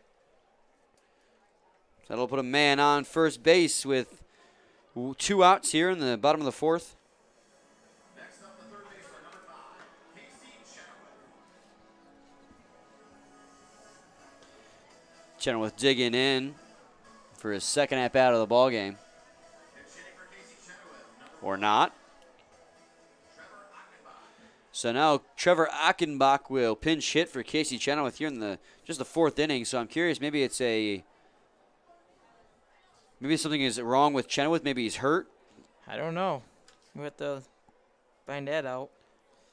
So Trevor Achenbach is going to stand in. He's going to swing and miss at a first pitch curveball, 0-1. He's got 1 hit this season.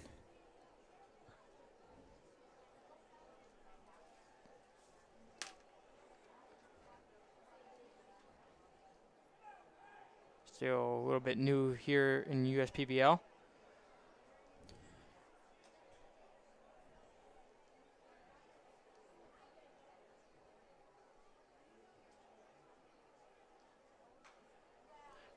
Be a ground ball foul towards the Unicorns dugout, 0-2.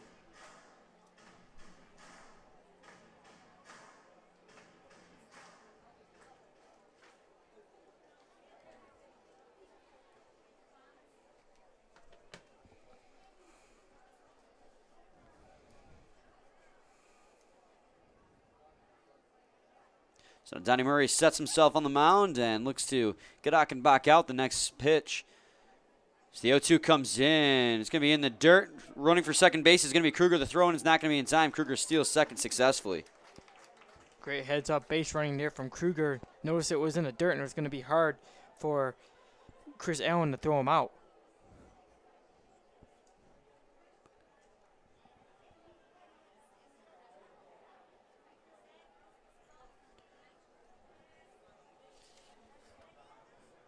Allen sets himself up nicely behind the plate. He was outside on that last pitch, but the pitch ended up in the dirt. As the 1-2 comes in, well, that one's going to be hit towards left field. That's going to get down in the gap for a base hit. Running third base is going to be Mark Kruger. And an RBI single for Trevor Achenbach here. Pinch hitting for Casey Chenoweth is going to make it a 2-1 ball game. That's also the first hit for the Utica Eastside Diamond Hoppers today. And it came off the bat of Trevor Achenbach. So now Joe Maroney will stand in. His team chips away at that deficit, cutting it in half to 2-1.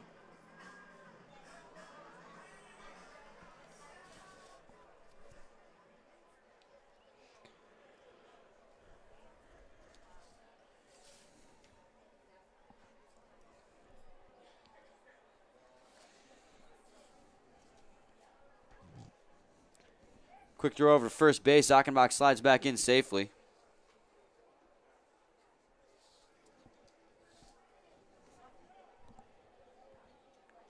Joe Maroney flew out to the center fielder, Tony Roselli, his first time up.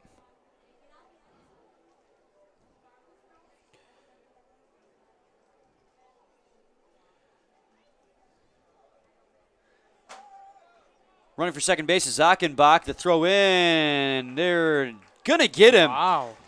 So on the second attempt, Allen's able to throw out Trevor Achenbach as he breaks for second, although he does have an RBI single, cutting that deficit down to 2-1. We go to the top of the 5th inning where due for the Utica Unicorns is going to be Christopher Allen, Brett Balkin, and Spencer Ibarra. We'll be back shortly with more. Please stay tuned.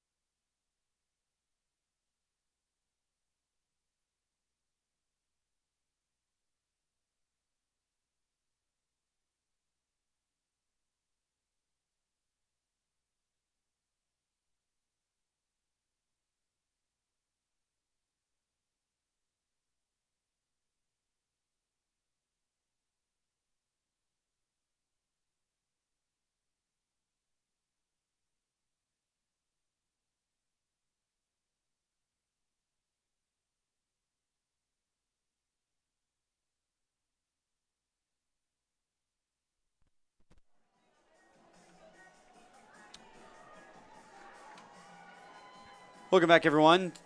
Chris Allen set to lead things off here.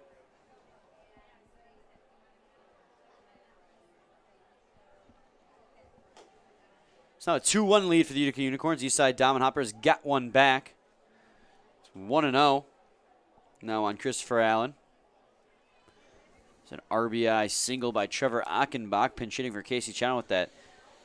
Got the scoring start for the Eastside Diamond Hoppers.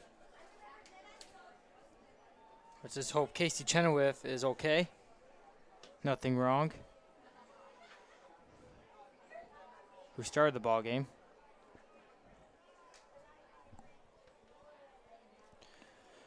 Two and one now. Yeah, the only thing, Dan, that we can really think of is why they would pull Chenoweth like that is if he was injured. This will be a fly ball in a foul territory down the right side. Looks like it's going to land out of play, though. Count's going to fall even, 2-2. I mean, he had an error in the ball game against him, but yeah, that wouldn't have done anything. Maybe really. They thought he wasn't, on his game today, and that's why they pulled him. You never know. But Chris Allen had an RBI single in this ball game. That was in the second.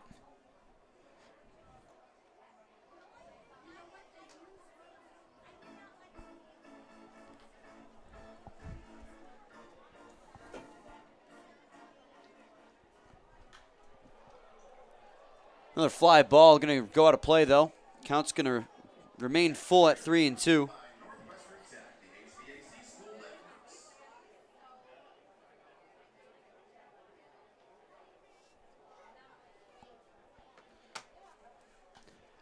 to be hit out of play. Count's going to remain 3-2. He's staying alive here, doing a good job of fighting off pitches. Yeah, he is.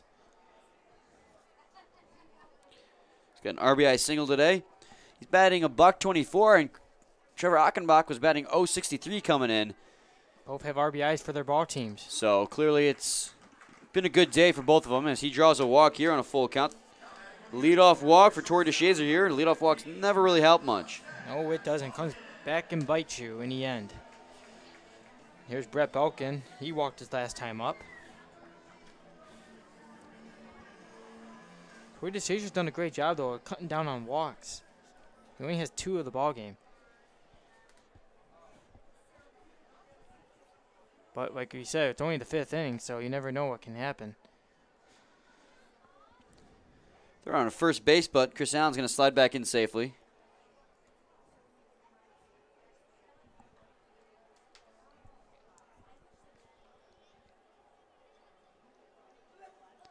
He's going to show bunt there, but pull it back. 1-0.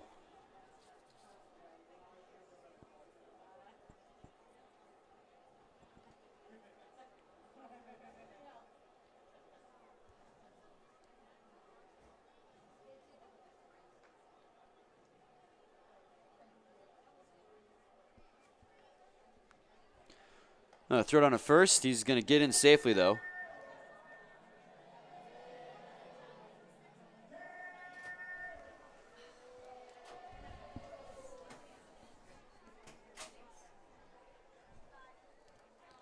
Running down there at first base with no outs. Utica Unicorns looking to get that run back that the Hoppers managed to bring across home plate last half inning. DeShazer keeping a watchful eye down there at first base on catcher Christopher Allen.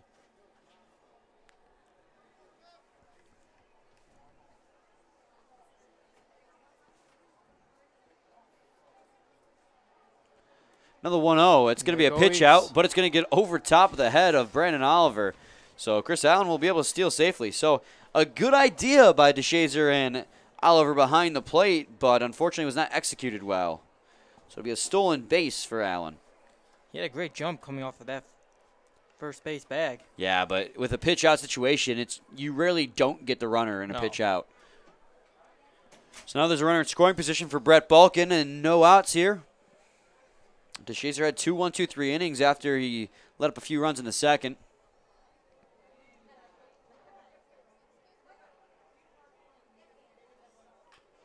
Be a bunt down the third base line. Allen's going to advance to third. What a great bunt there. Yeah, he got that perfectly. That did exactly what his team wanted him to. Perfect spot and got the runner over now into scoring position for Spencer Ibarra. And only 1 out. I think that's a crucial part, too. Because now Spencer Ibarra comes in, and then Levine after him. A couple of chances to score that runner and get their lead back to 2.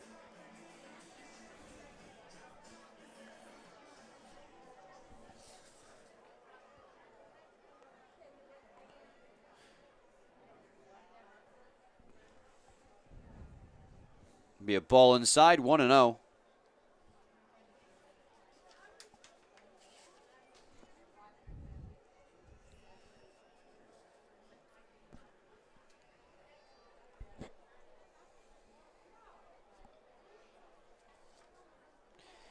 The kick and the pitch, it's going to be hit high in the air. Out of play, though. 1-1. You can hear that one land on the roof. Oh, yeah. Loud thump.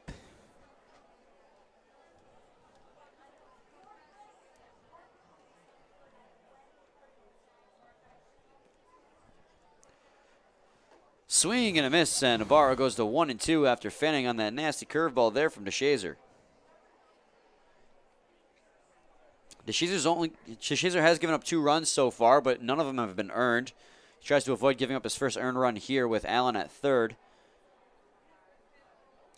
As he sets the mound, infield is in to cut the runner out at home. As the 1-2 pitch is delivered, a drive to right field. On the run is Mencken, and that's going to hit up against the wall. That's going to be at least a double, and the run will score. Maybe not, as Mencken gets there fast enough. So an RBI single off the wall for Spencer Ibarra is going to bring home that runner. Now 3-1 ball game. Great contact hit there. Mencken played it really well off the wall out there to avoid an extra base hit for Ibarra. Got it quickly into the cutoff man. So now Tanner Levine, my pick-up player of the game, will stand in. It's 1 for 2 today. Still 1 out, and Ibarra's over there at first. It's going to be a pitch that misses just low. That was a close one. 1-0. Levine had an infield single back in the first, then struck out in his second plate appearance. And there goes Ibarra on the move. Be a fly ball towards left field, a hit-and-run situation, but Levine is not able to hit it fair. 1-1.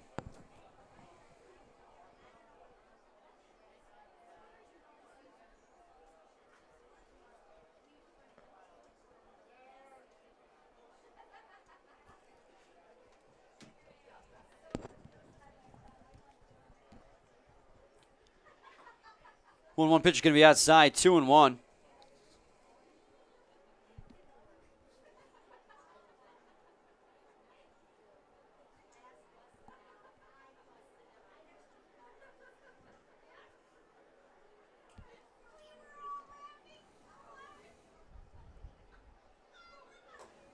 That's going to be a little bit high for a ball. A couple of questionable calls here. I thought that would have been a strike, too. It was a little bit high, but it looked like it hit the top of the strike zone.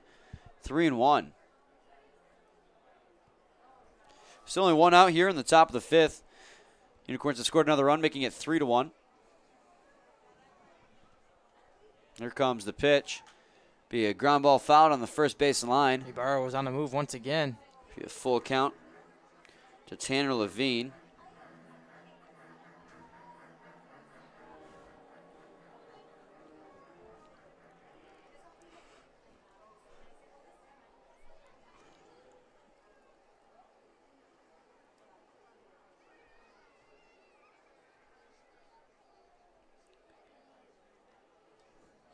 Throw down to first base, but Balkan will slide back in safely. Or Ibarra, I apologize. I saw the red sleeve, and I automatically think Balkan. Yeah. Ibarra's copying that look, though, today. Ibarra usually has the red cleats on. Surprised he's not going with that this afternoon. Might have replaced him. I'm going to have to ask him about that. Now the 3-2 pitch. Ibarra's breaking, and that's going to be driven to right field in foul territory. On the run is Gomez, and he's not going to get there in time. So Ibarra again, retreat back to first base. He's going to need a new piece of lumber, I should say. I don't know why I said lumber. I don't know either, Dad. Look, a piece of his that he was using, so.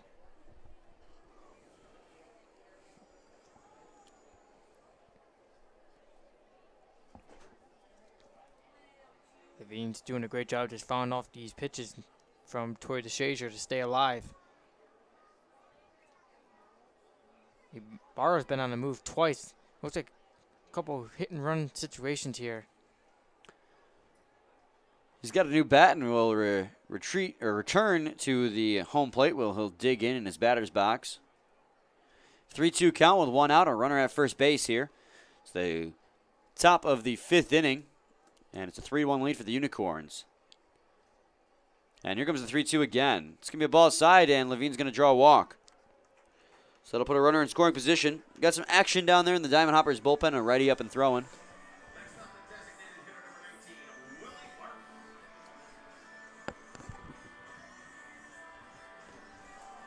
And that'll bring up the cleanup hitter, Willie Martin. And that right-hander is Jordan Pennell warming up in the Hoppers bullpen.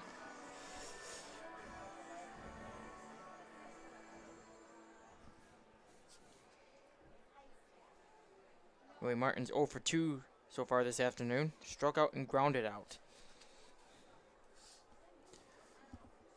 As he's going to take a strike on the inner third of the plate, 0-1. There's a curveball there that started out in at the hands and then broke just barely to hit the strike zone.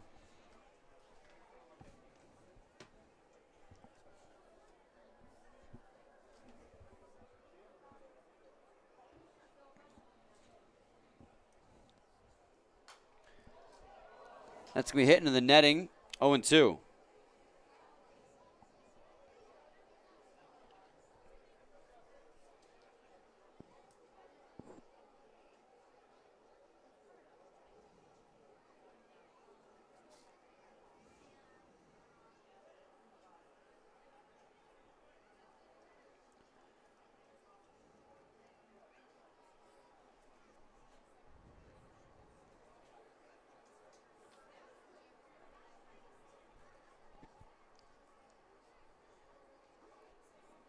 The 2 pitch is going to be down low, 1-2. Try to go with the curveball, see if you could get Martin to bite, but no dice.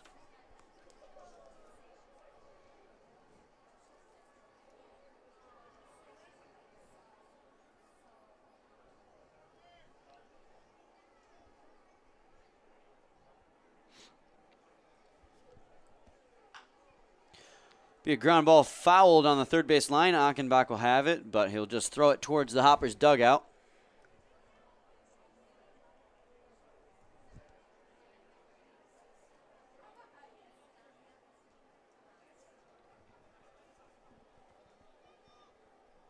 Still only one out.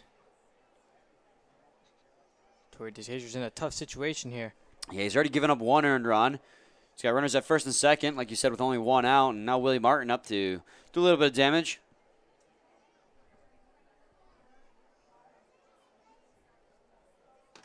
Be a fly ball down right field. Out of play, though.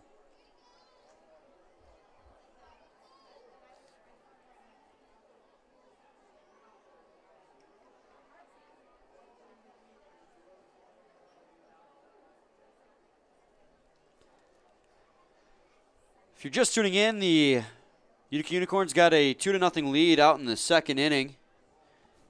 There's a fielder's choice RBI for Chris Cruz, then an RBI single by Chris Allen. The Diamond Hoppers got 1 run back in the 4th, thanks to an RBI single from Achenbach. It's 2-2 now. Count's going to fall even to Martin after another ball. And now the Unicorns have gotten their lead back to 2 runs after an RBI single from Spencer Ibarra. He hit that one off the wall out there, but quick action from John Mencken kept it from being extra bases.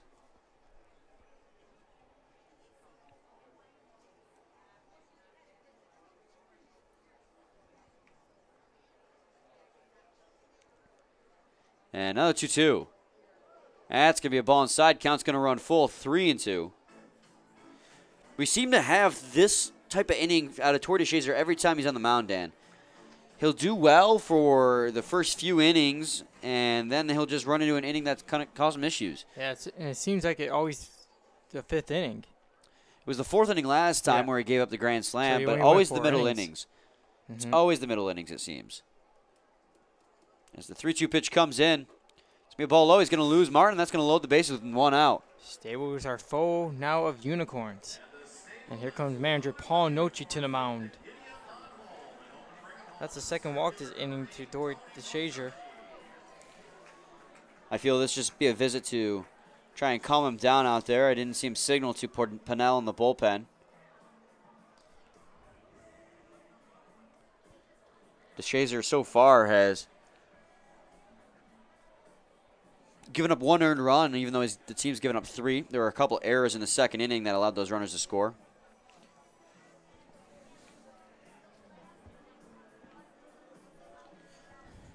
Tony Rizzelli, he's got that home run power. And now he's got the bases loaded here. I mean, he could do really damage here. One swing of the bat will bring a run in, maybe even 2.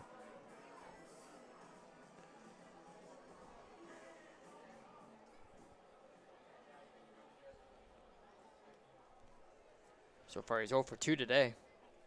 Yeah, he did reach on that error back in the second, like you were saying. He also had a stolen base that inning. Yeah, so that error committed by Casey Chenoweth at the time came back to hurt him. As that's going to be in there for a strike, 0-1. Nice curveball there by DeShazier.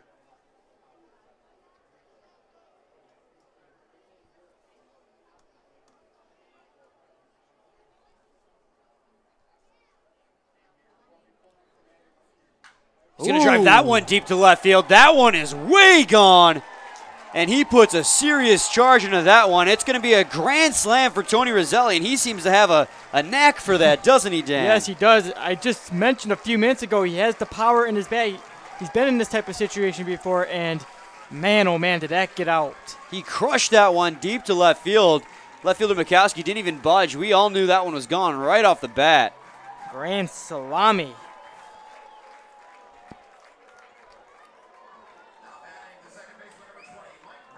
So now it's 7-1 in favor of the Eastside Diamond Hoppers, Utica Unicorns. And like we said, Dan, it always seems in the middle innings is when Tory DeShazier gets hit up badly. And last time, again, it was a grand slam. And looks like it's going to be it, too, for Tory DeShazier. So DeShazier goes 4 1/3 innings pitched.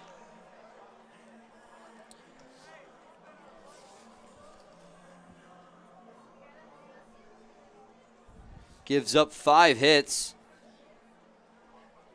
7 runs, 5 of which were earned, I believe. I'll double check on that, but I'm pretty sure it was 5 earned runs. 4 walks.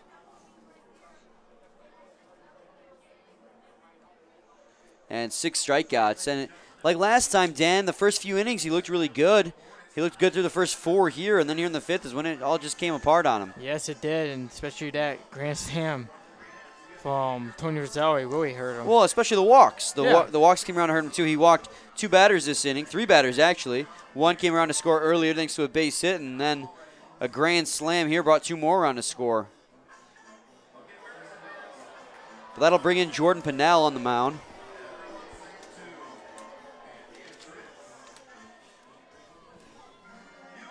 Jordan Pennell in 32 innings pitched. Has 4 wins, 0 losses of the season. Has given up 28 hits, 29 walks he's given up 19 runs, 13 in which were earned. Has 23 strikeouts, an ERA of 3.61. Struggled a little bit on that last. Is it a 1 or is it a 7, Dan? It's a 1. Sometimes my handwriting. Pennell's ERA is still pretty good. Yeah, He has been roughed up a bit lately, though. That's usually because he's been overused. He was such a massive threat out of the bullpen for the Diamond Hoppers that they used him a bunch, and I think they just wore him out.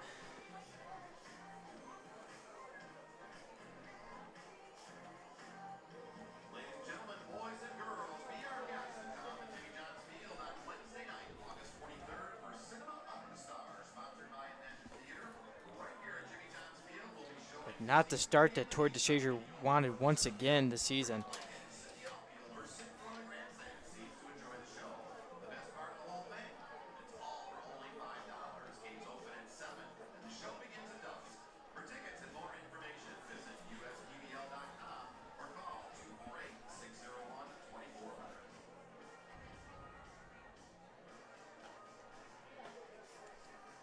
Still only 1 out here.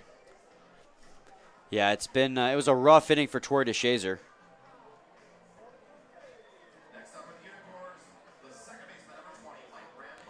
And Mike Rampone's going to be the first batter to face off against Jordan Pennell here on the mound.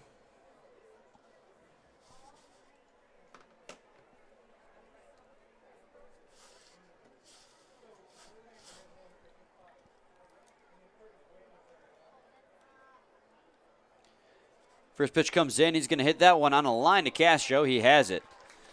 So that'd be the second out now this inning. 1 pitch, 1 out. Second time that Rampone has lined out to Castro. Last time it was when he broke his bat. And now Chris Cruz is going to stand in against Pennell on the mound. Just needs one more out to end the inning.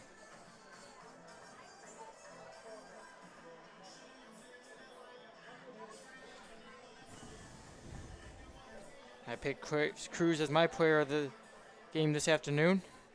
Does have a Fielder's Choice RBI. That's a plate appearance struck out, though, unfortunately. He's going to foul tip the first pitch he sees, 0-1. He's got that RBI, though, Dan, so I think that right there makes him lead in the pack. If only someone picked Tony Roselli this afternoon. Yeah. He's got a knack for those grand slams now, doesn't he? Yes, he does. That bat of his is now red hot. He's going to hit that one high in the air. The third baseman, Achenbach, looks like he's got it over there by his position, and he will. And so Pennell's going to come in and relief it to DeShazer and get the first two batters he faces out to end the inning. We're going to go to the bottom half of the fifth inning. We've played half a game of ball. It's now 7-1 in favor of the Unicorns, thanks to a grand slam from Tony Roselli and an RBI single from Spencer Ibarra. So we'll be back shortly with more. Please stay tuned.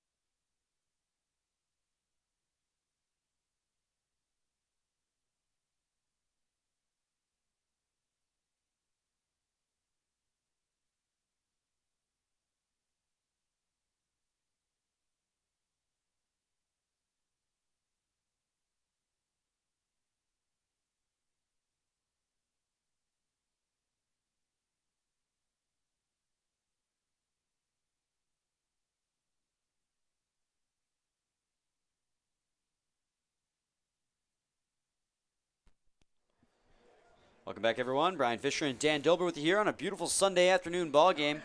Yes, it's now a 7-1 ball game thanks to the grand slam from Tony Roselli. Yeah, the things for Tor DeShazer fell apart in the fifth inning there. He gave up 5 runs, all 5 of which were earned. And that's how many he finishes the game with in terms of earned runs, because the 2 that came in the second were unearned. And now Joe Moroni will be at the plate as they have a large pit to climb out of here in this ball game. They did have a 12 run eighth, so I guess you can't hold on. I can't talk. Yeah, it's going to be a pop fly over to the second baseman, Mike Rampone, for the first out. And as I was trying to say, they had a 12-run eighth inning on Friday, so anything is possible with these Eastside Diamond Hoppers. So now Brendan Oliver will stand in.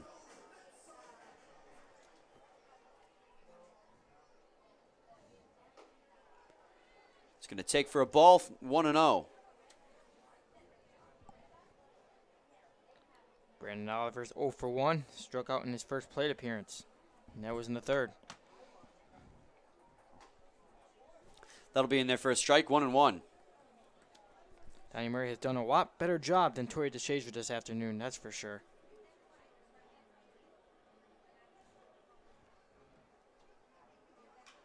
Be a fly ball towards right field. Cruz on the charge. Will be underneath it and make the catch.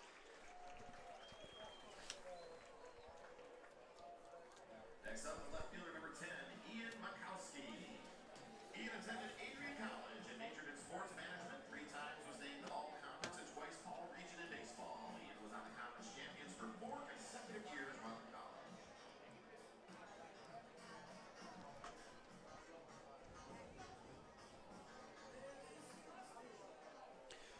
Now Ian Makowski will stand in. He struck out looking his first time up. Got the third baseman Webb down there playing shallow on that infield grass. 1-0. Just in case. Makowski decides to go with a bunt.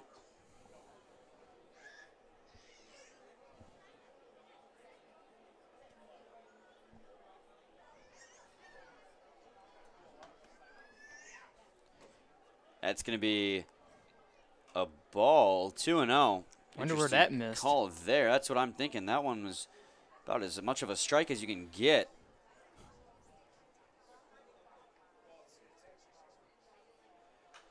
Be hit high in the air in a foul territory. On the move is Allen. And will he make it? He does make the catch in foul territory, falling down on the warning track. And it's going to be a 1-2-3 inning. All pop flies. So we go to the top of the 6th. We're due up for the Utica Unicorns. It's going to be Bobby Webb, Chris Allen, and Brett Balkin. We'll be back shortly with more. Please stay tuned.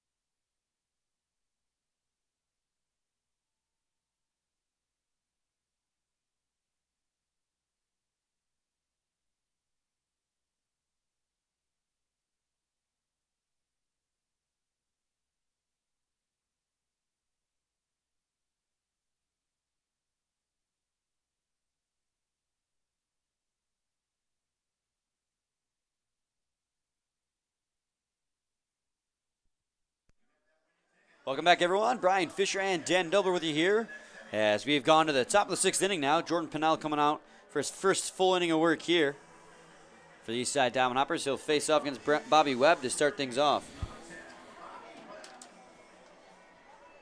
The Unicorns are up on top, 7-1.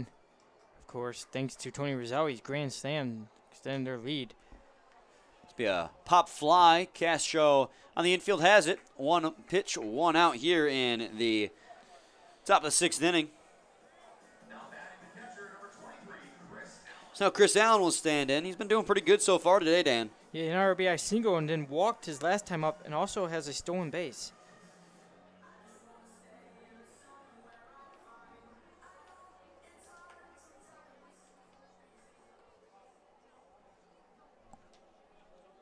First pitch down comes in. He's going to line that one fouled on the third baseline. 0-1.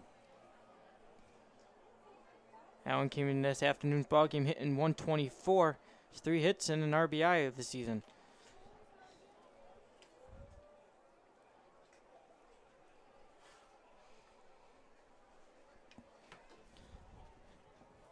It's going to be a ball low and away, 1-1.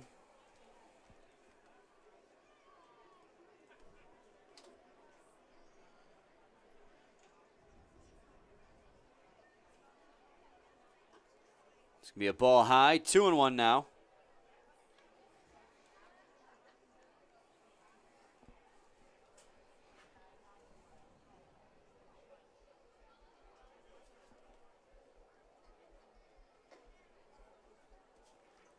Three and one now.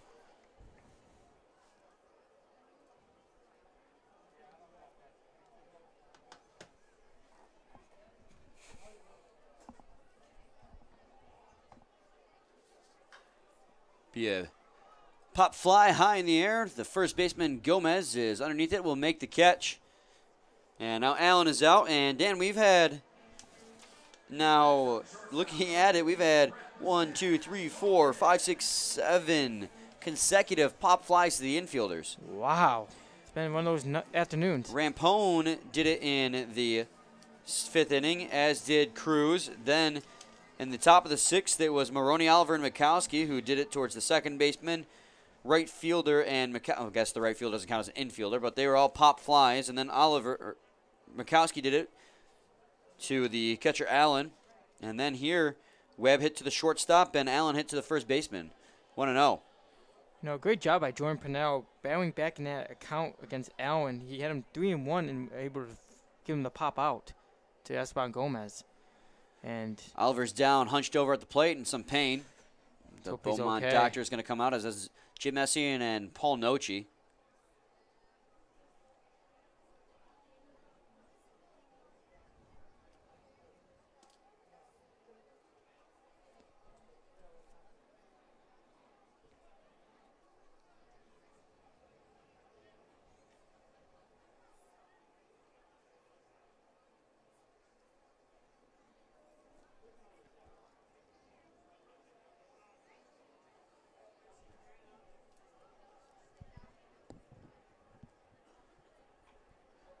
And Brennan Oliver seems to be okay.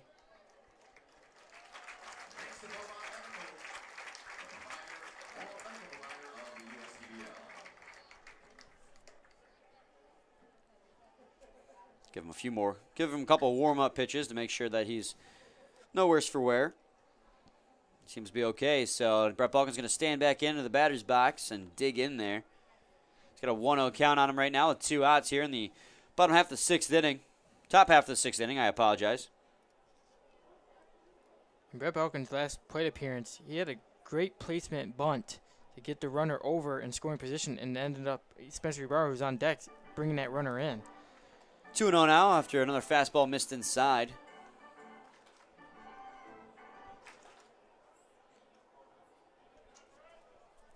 So far this afternoon, Brett Balkin's 0 for 2. It's be another ball low, 3-0. Brett Balkin already has a walk today. See if he can draw a second one.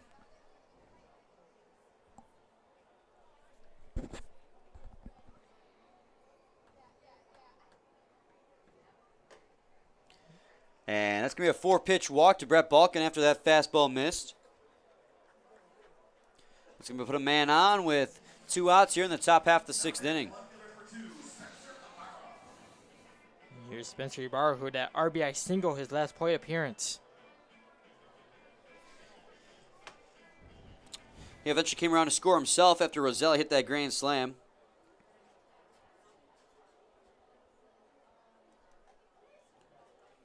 It's going to be a ball, 1-0.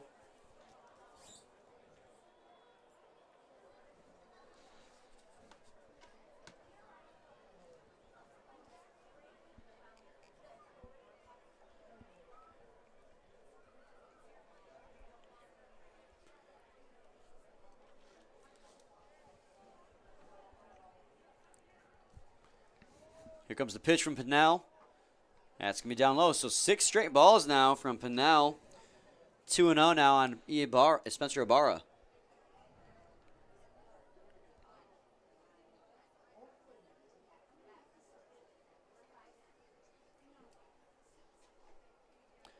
Be another ball low. 3-0. This is concerning now.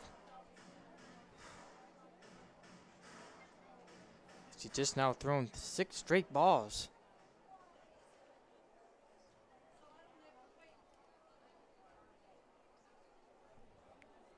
He was able to get the first 2 batters in this inning, Bobby Robb and Chris Allen. And that's 2 straight 4-pitch walks. It's not good.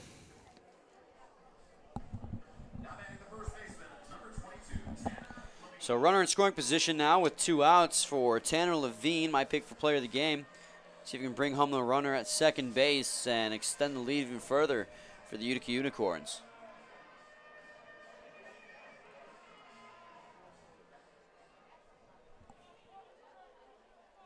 He walked his last time up. It's be a ball outside, 1-0.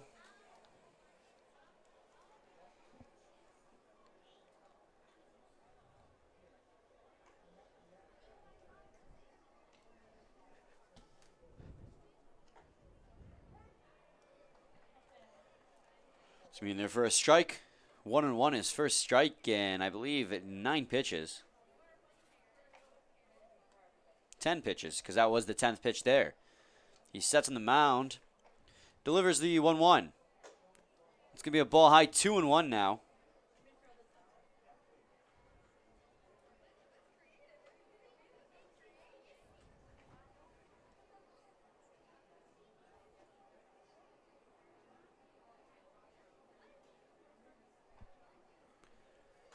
Foul ball into the netting behind home plate. Count's going to fall even, 2-2. Fastball there from Pinnell, 88 miles an hour.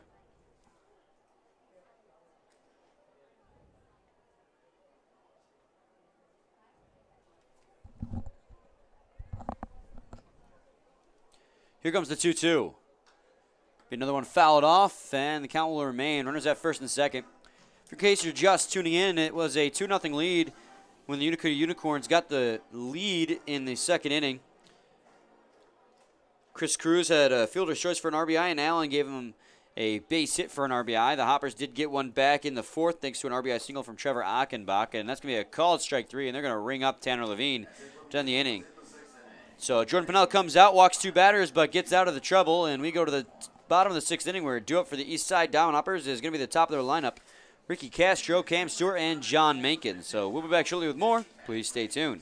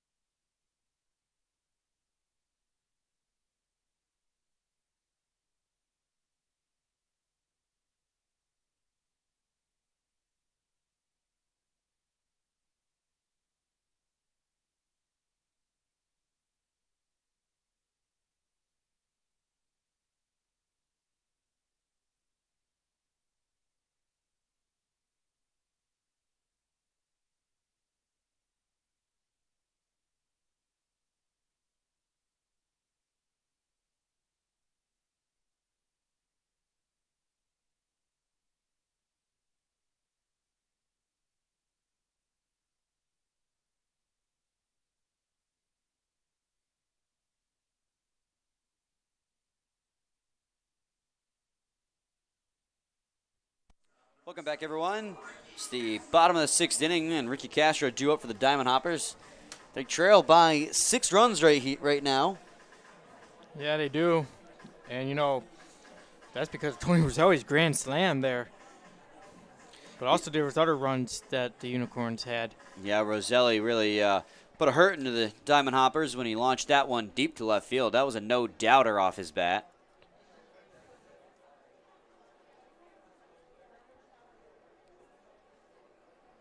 Now the first pitch to Castro is going to be a strike in there, 0-1. Denny Murray back on the mound for his 6th inning of work. He's done a great job so far. Yes, he has, Brian.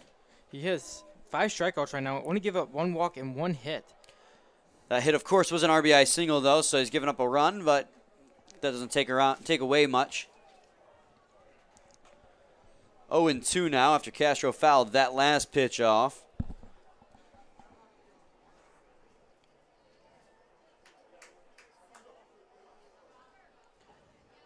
Here comes the 0-2. That's going to be down low for a ball, 1-2 now.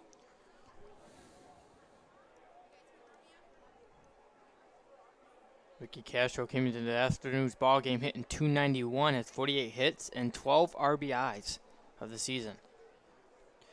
Here comes the 1-2. Be flown foul. Count's going to remain the same. He had that 19-game hitting streak going earlier this season. Yeah, that's the record right now as well, 19 games. And also, he doesn't go down without a fight when he had that 19-pitch at bat. And that was, what, 2 weeks ago? That was a few weeks, yeah. That's going to be a single to right field. Castro got enough on that one. He'll stop at first. So Castro's going to lead things off. That's only the 2nd hit of the day for the Eastside Diamond Hoppers, but a leadoff hit's a good way to start it.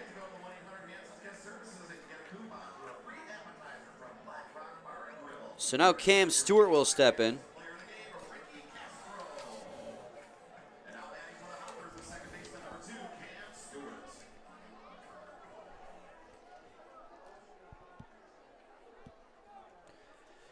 See if Stewart can pull off something here. His team down by 6 runs. It would be helpful if he could get 1 or 2 across the home plate with that big bat of his.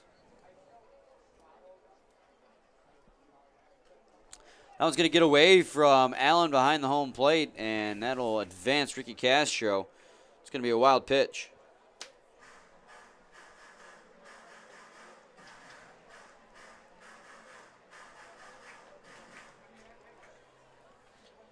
Still no outs here either. Cam Stewart has a perfect chance to bring home Castro over there at second. See if he can do it, though. Cam Stewart's 0 for 1 today. He drew a walk back in the first. He's going to fly that one towards right field. Coming in is Cruz. Tough. But Levine is going to be called off by Rampone, who makes the catch in the shallow right field. Castro's going to remain at second. Stewart is going to go 0 for 2 now. Great job by Mike Rampone calling off the other fielders and getting that baseball. So now John Mencken will stand in. John Mencken is 0 for 2 as well this afternoon. He flew out to the second baseman, Mike Rampone, on the diving stop he had. And that was back in the first, and then he grounded out to the shortstop, Brett Belkin, his last time up.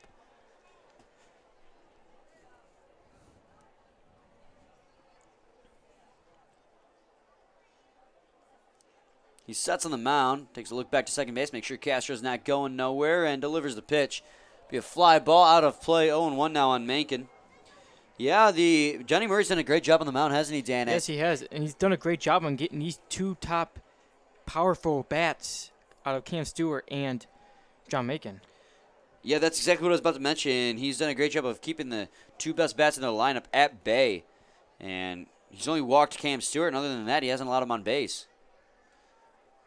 See if Mencken can change that here, though, with an 0-1 count, a runner at second.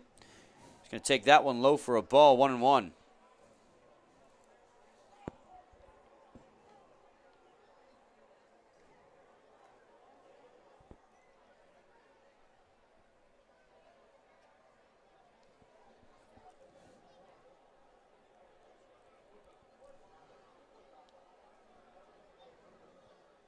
Another 1-1.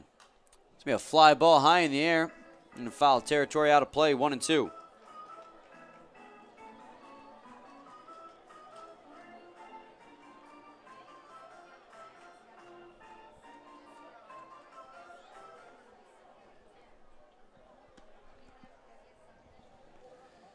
Kester down there at second base. Got a decent lead off. No one really holding him to the bag. And now Murray is going to set on the mound. And deliver the 1-2. It's be skied to right field. Cruz ranging to his left is going to be under it to make the catch. Castro is going to tag and stay at second base as the cutoff throw is right on target. Chris Cruz has got that powerful arm out there in right field. Probably the most accurate arm out there. And he definitely missed him when he was out with an injury for a couple games with that arm of his in the field. So with 2 outs and a runner in scoring position, now Esteban Gomez will come up to bat. He's 0 for 2 as well this afternoon. Struck out and then flew out to the right fielder, Chris Cruz. His last plate appearance.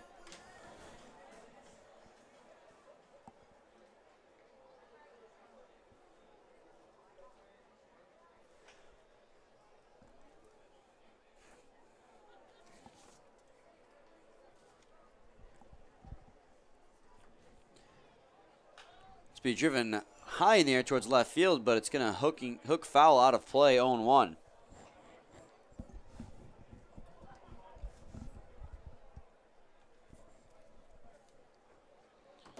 Right now, Donnie Murray's at 85 pitches.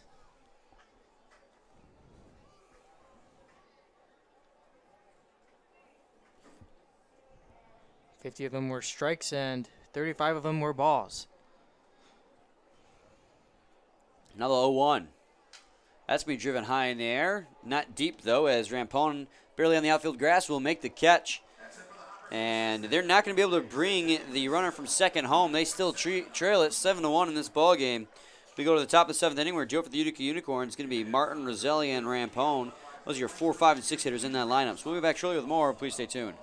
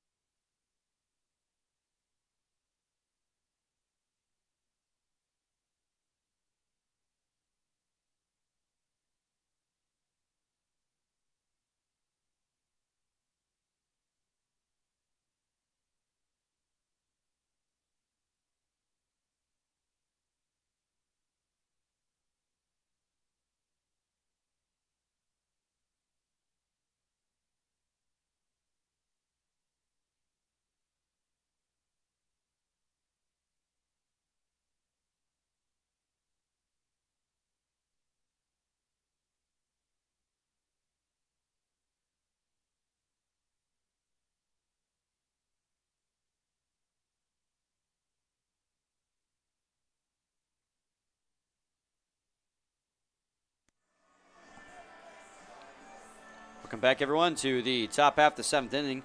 Willie Martin set to lead things off. His team's got a 6-run lead here in the 7th. Yeah, 7-1. You can thank Tony Roselli for the most of the portion of that with a grand slam back in the 5th inning. We've been seeing quite a few of those already here in the second half of the season, near the end of the season, that is. This be a base hit right up the middle. First pitch he sees.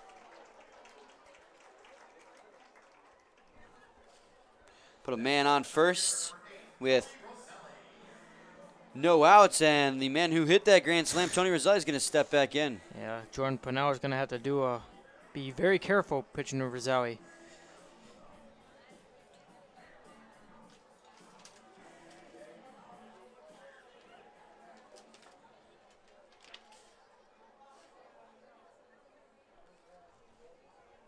That's going to be a ball outside, 1-0 now. Wonder how cautious Pinnell is going to be with Rosselli. Because Roselli's only batting a .183, but he has 2 grand slams this season.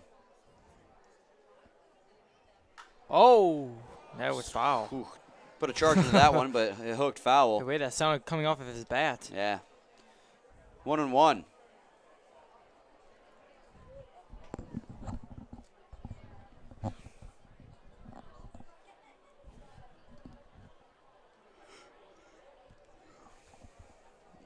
And the 1-1 comes in. Ooh, he's going to cut and miss there. Had a slider. 1-2.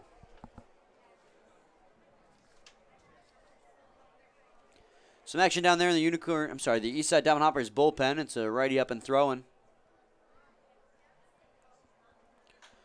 He's going to drive that one high in the sky, about a mile up there. Castro backing out into the outfield will make the catch, and that'll be the first out here in the top of the 7th.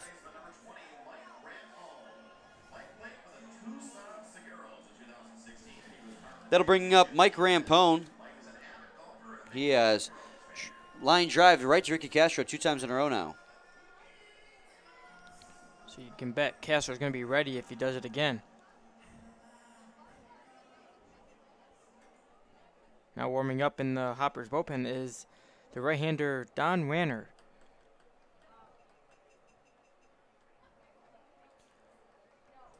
That's me a ball low and inside, 1-0.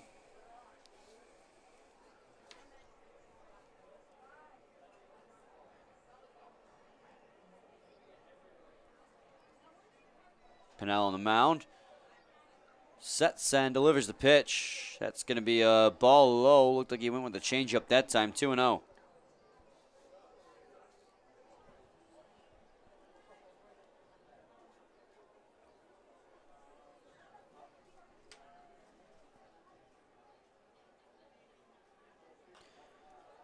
That's going to be a foul ball into the netting. 2-1 now.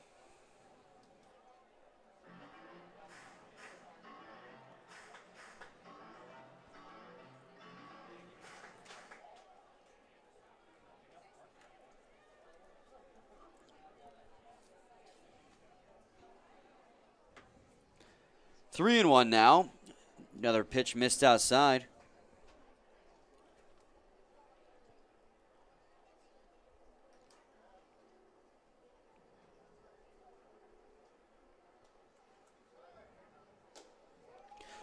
Trying to steal second base is Willie Martin, and he will do so successfully as the throw hit him as he was sliding in. Yeah. Obviously, he was there safely in no time. He had a great jump coming off of that bag at first. Yeah, definitely a great jump by Willie Martin there.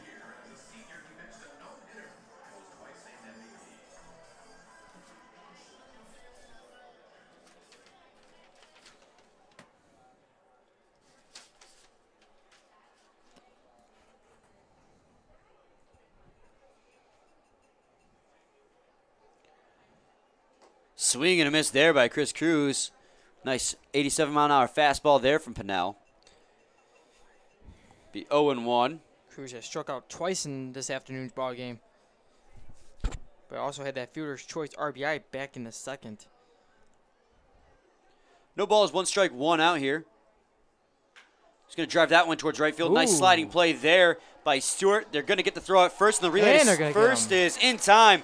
A double play turned by Cam Stewart. Ricky Castro and Esteban Gomez is going to end the inning and end the threat. What a great play there. Yeah, beautiful play. And it's going to be 7th inning stretch time here at Jimmy John's Field. The Unicorns still have a 7-1 lead, and do it for them at the bottom half of the inning is Gomez, Kruger, and Achenbach for the Hoppers. We'll be back shortly with more. Please stay tuned.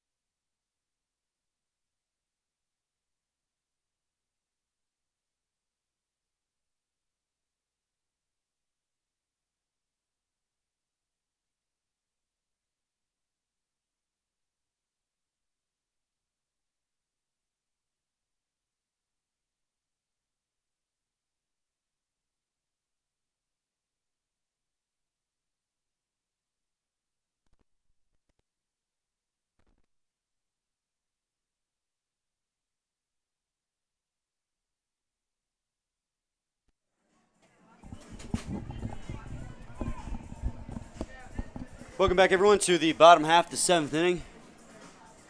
Brian Fisher, Dan Dobler with you here on the call. Mark Kruger set to lead things off as Donnie Murray goes up for his 7th inning of work. Yeah, he's done a great job this afternoon. Oh, without a doubt. He has 5 strikeouts, has given up only 1 walk, has given up only 2 hits, and of course that came off of 1 run. But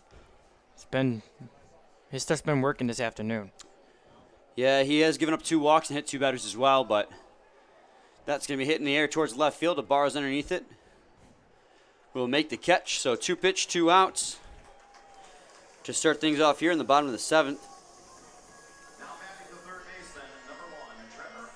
And so now Trevor Achenbach will stand in. He came in service in the 4th inning, taking over for Casey Chenoweth and had a pinch hit RBI single. Man, that song of his walk-ups are just so catchy. Yeah, that it is. Now the first pitch, the at-bat comes in, and that's going to be a strike on the outer third of the plate, 0-1.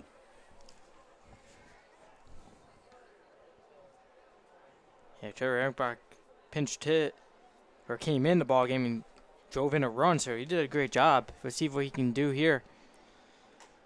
That's the only run of the game so far for the Diamond Hoppers. Other than that, they have had no offense, and it's 1-1 now after that last pitch missed outside.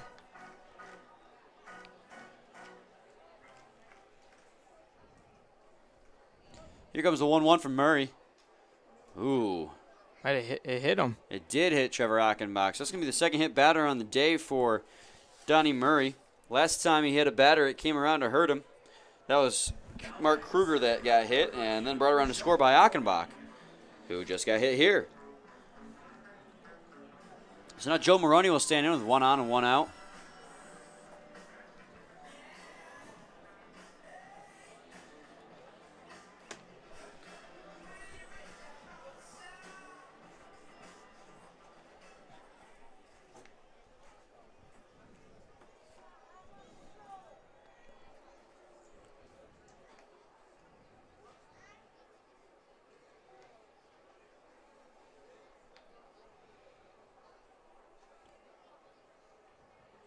First pitch comes in, and that one's going to be fouled off the bat of Maroney.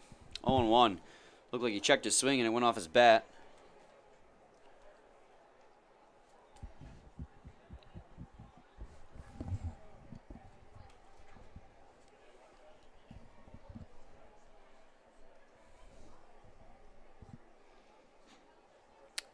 Decent lead for Achenbach down there at first base. No one holding him to the bag either. Now the 0-1 pitch. This will be a ball high. Allen leapt and thought about throwing on a first, but Levine isn't on the bag.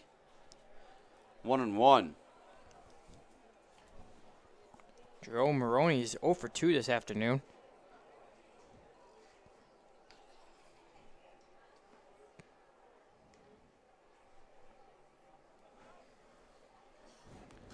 He fouled in the netting behind home plate, 1-2.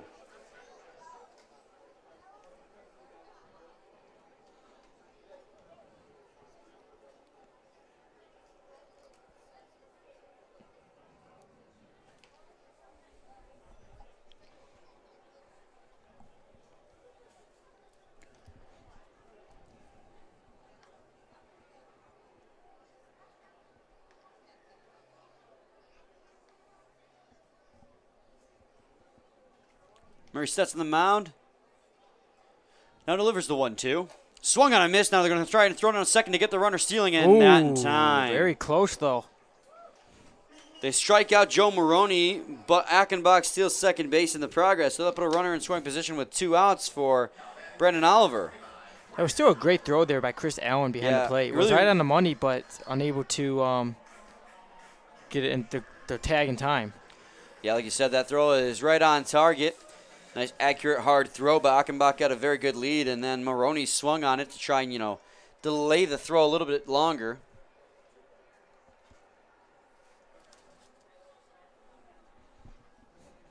So it'll be up to Brendan Oliver to chip away at this lead here. 2 outs in the bottom of the 7th when we're in scoring position. His team down 7-1. 1-0.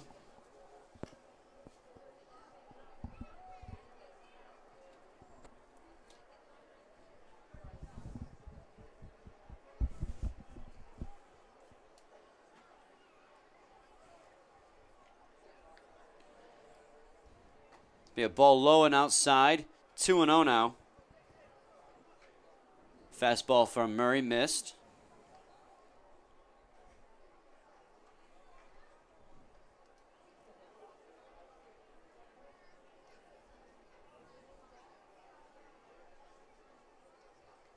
Takes a look back to second base. Keep an eye on Achenbach and delivers a 2-0. He's going to take a big cut there to fastball high in the strike zone. He's going to get a piece of it, but right into the glove of Allen, 2-1. What a rip there that was from Oliver.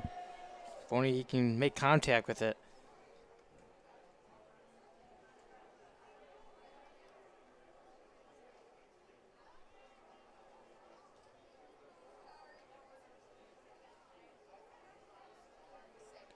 Now the 2-1. It's going to be a fastball down low and away.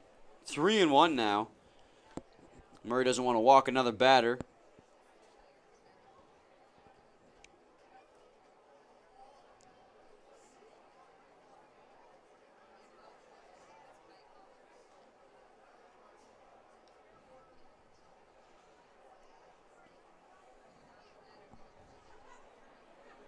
Now the 3-1 pitch is coming in, and it's going to be through the right side for a base hit. Rounding third base is Trevor Achenbach, and he'll come around to score. So Brennan Oliver with an RBI base hit just underneath the glove of a diving Tanner Levine is going to make it 7-2. Yeah, just unfortunate there. Levine, we thought he was going to make the stop, but just got underneath the glove. Jim Ashean's going to come jogging out to the mound now.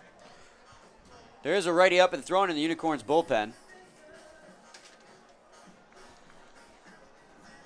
Looks like it might be it for Donnie Murray as he's shaking all the hands of his teammates. And that will be it. So he'll go 6 2/3. And he gets a round of applause from the fans. He had great performance this afternoon from Murray.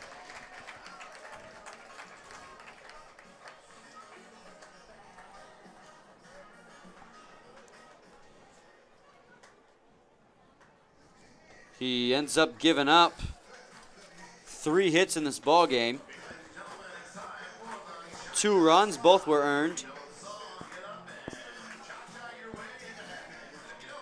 Walks 2 batters and strikes out 6. Does hit a couple batters as well in the ball game, and has 1 wild pitch. So all in all, great outing from him. Yes, it was. 6 2/3 and 2 earned runs, a quality start. There is 1 inherited runner on the mound on the base paths for this new pitcher we got on the mound.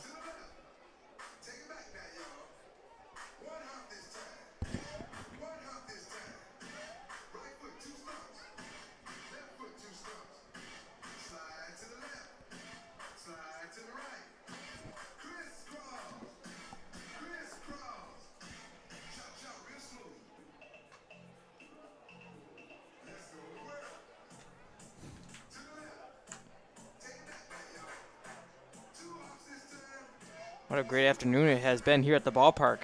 Yeah, I mean, if you're just tuning in, it was Utica Unicorns who got out on top really early in this ball game. 2 runs scored, fielder's choice RBI for Cruz and an RBI single for Chris Allen.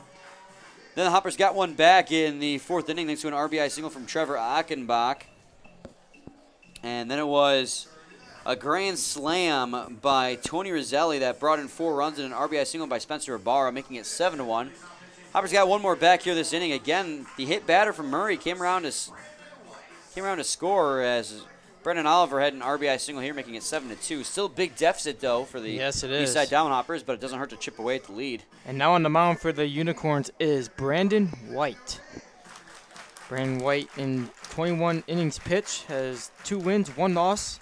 He's given up 17 hits, given up 10 walks, has given up 14 runs, 13 in which were earned, has 25 strikeouts, and ERA of 5.48.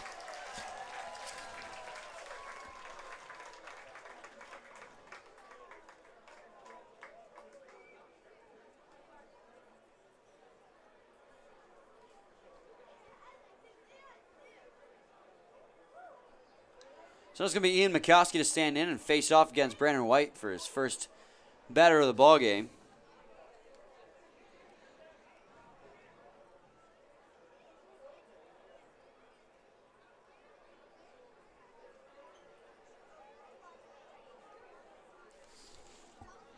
White gets the sign. And now we'll deliver the pitch. It's going to be a ball low, 1-0 to Mikowski. Fastball missing.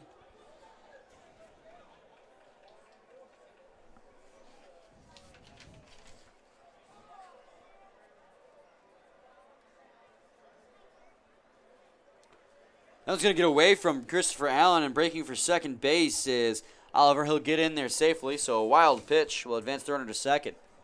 So now he's running in scoring position for Ian Mikowski as he searches for his first hit of the game. Could make it an RBI at that.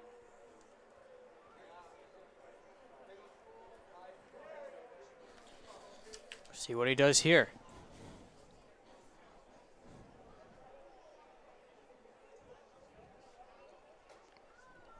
That's going to be a ball outside. 3-0 now.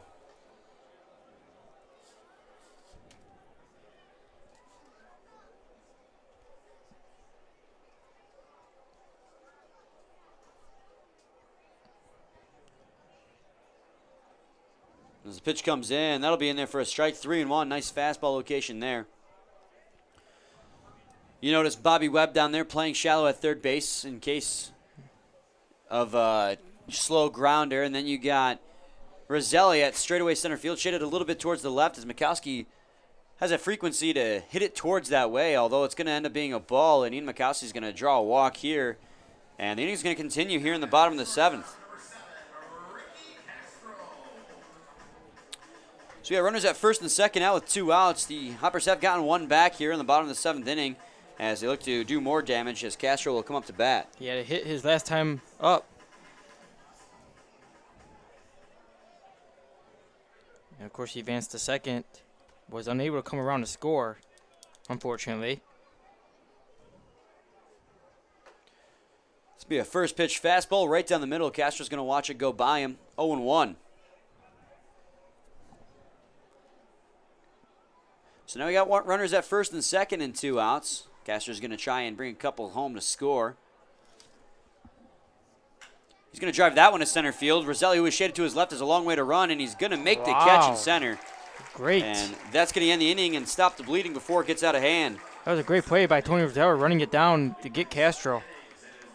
So now we're going to go to the top of the 8th, Dan. It's still a 7-2 lead for the Utica Unicorns thanks to an RBI single from Brandon Oliver. When we come back, it's going to be Bobby Webb, Christopher Allen, and Brett Balkins to lead things off there. We'll be back shortly. Please stay tuned.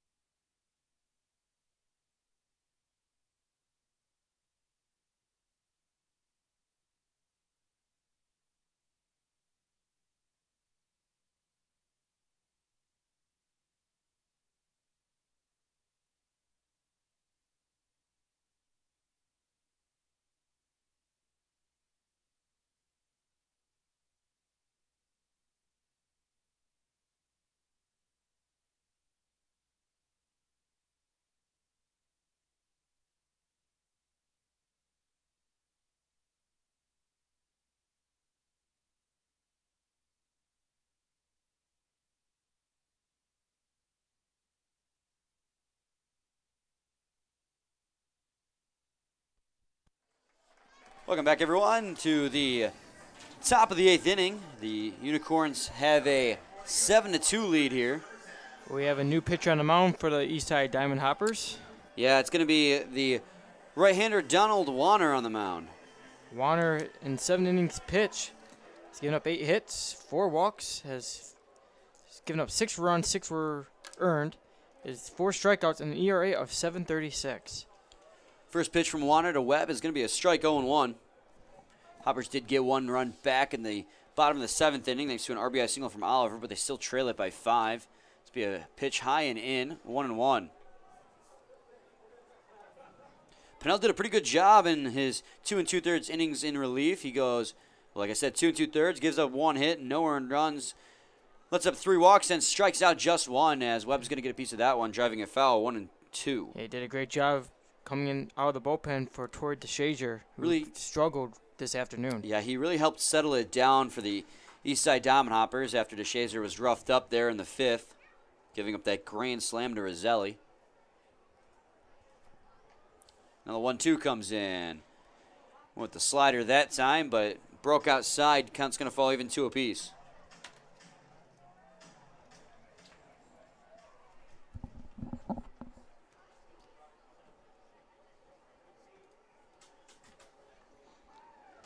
Let's get that one high in the air towards right field. It's going to be shallow, though, as Stewart onto the outfield grass will make the catch, and that'll be the first out here in the top of the 8th.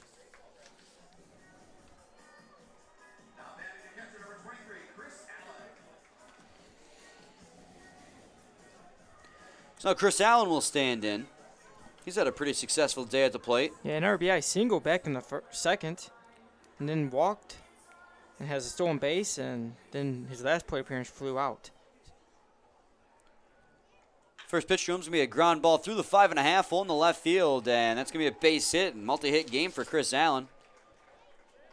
Doing his best to earn himself an everyday spot in the lineup. So with 1 on and 1 out, Brett Balkin will stand in for his 5th plate appearance of the ball game. He walked twice in this afternoon's ball game. It's 0 for 2 in total. See if he can break that here with a base hit.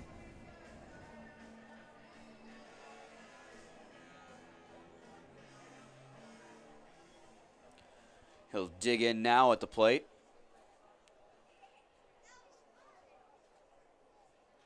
The first pitch from Warner is going to be a curveball right down the middle, 0-1. It started off inside and then broke right back over to the center heart of the plate. Nice pitch there. Decent lead for Allen down there at first. Not a huge lead, though. But Warner decides to throw over anyways. Well, he did steal a base earlier in today's ball game. So definitely keeping a close eye on him. It'd be silly not to keep an eye on somebody who's already stolen a base. There's a lefty up and thrown in the Hoppers bullpen as well. That's going to be called for a ball, 1-1.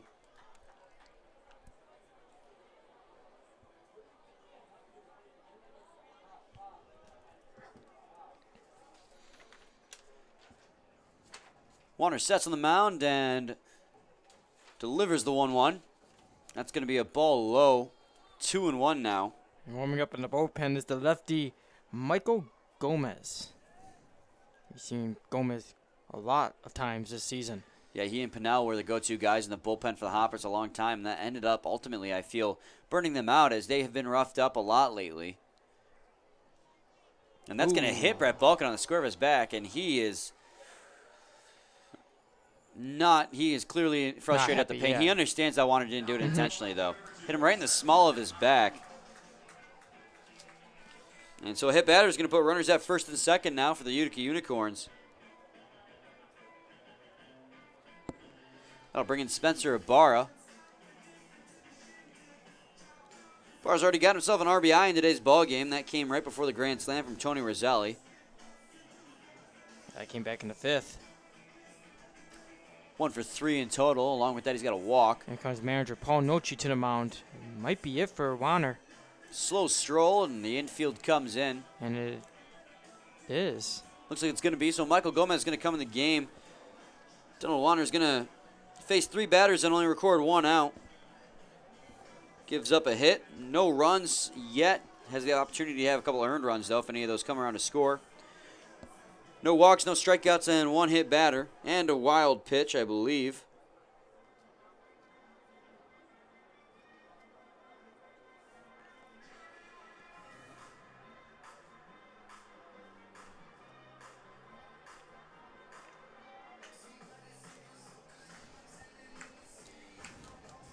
So Gomez on the mound now. Taking over Donald Warner, going to try and get out of this inning without letting any runs score. He's going to have to face off against Spencer Ibarra. Gomez this season in 34 innings pitched has 3 wins, 0 losses, given up 33 hits.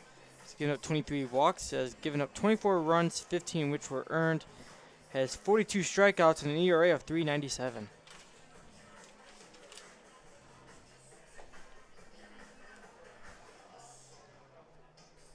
And yeah, I just noticed his picture on the scoreboard is still showing him as that long hair that he had. Well, they take those profile pictures at the beginning of the year. He cut his hair about halfway through the season and donated to, I believe it was Wigs for Kids or Locks for Love. I think it was Wigs for Kids. Wigs for Kids, so it's a great cause.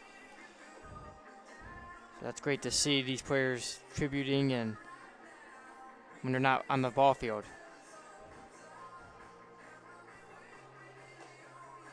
Doing great things in the community. We got runners at first and second right now. Allen, who had a base hit with 1 out in the inning, is now at second after Balkin was hit by a pitch. It's a 7-2 lead right now for the Utica Unicorns. A grand slam from Tony Rizali has done most of the damage, but also RBI singles from Spencer Ibarra and Chris Allen. And fielder's choice RBI for Chris Cruz.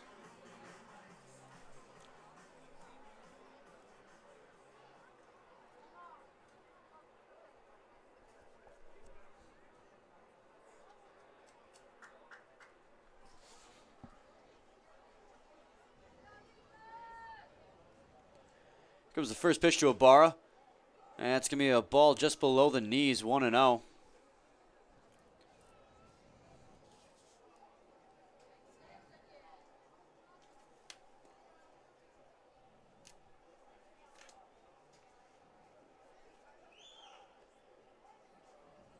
That'll be in there for a strike, 1-1 now.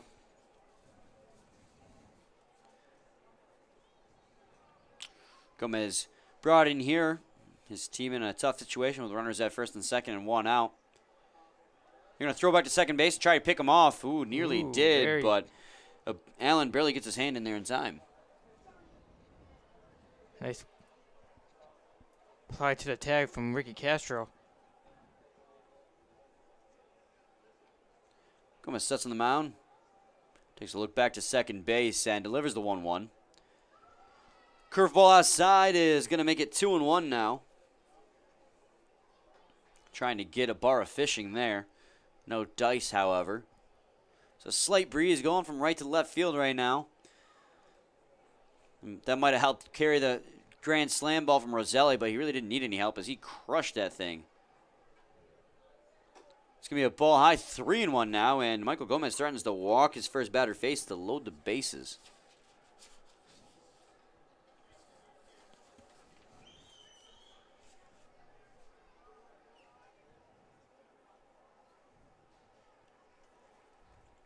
Gomez gets the sign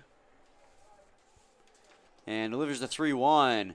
Ooh, that was a nasty curveball there that really fooled Ibarra, and the count's going to run full.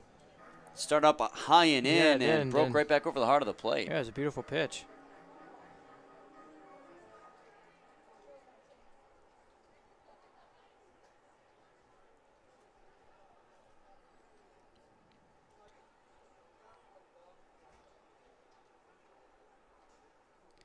Now the 3-2. It's going to be defensively swung and hit into the stands behind home plate. That was another good curveball by the looks of it from Gomez, and Barr did a good job fending that one off.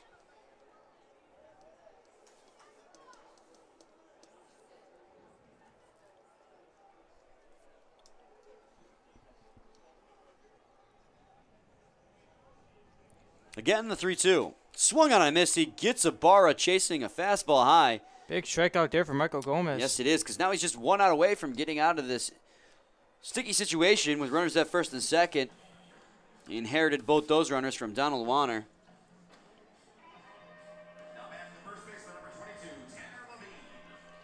That'll bring up Tanner Levine, my pick for player of the game, Dan.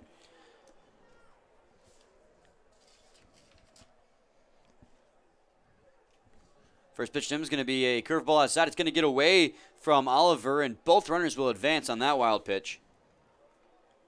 Yeah, Tanner Levine had an infield single back in the first and struck out twice in this ballgame, though.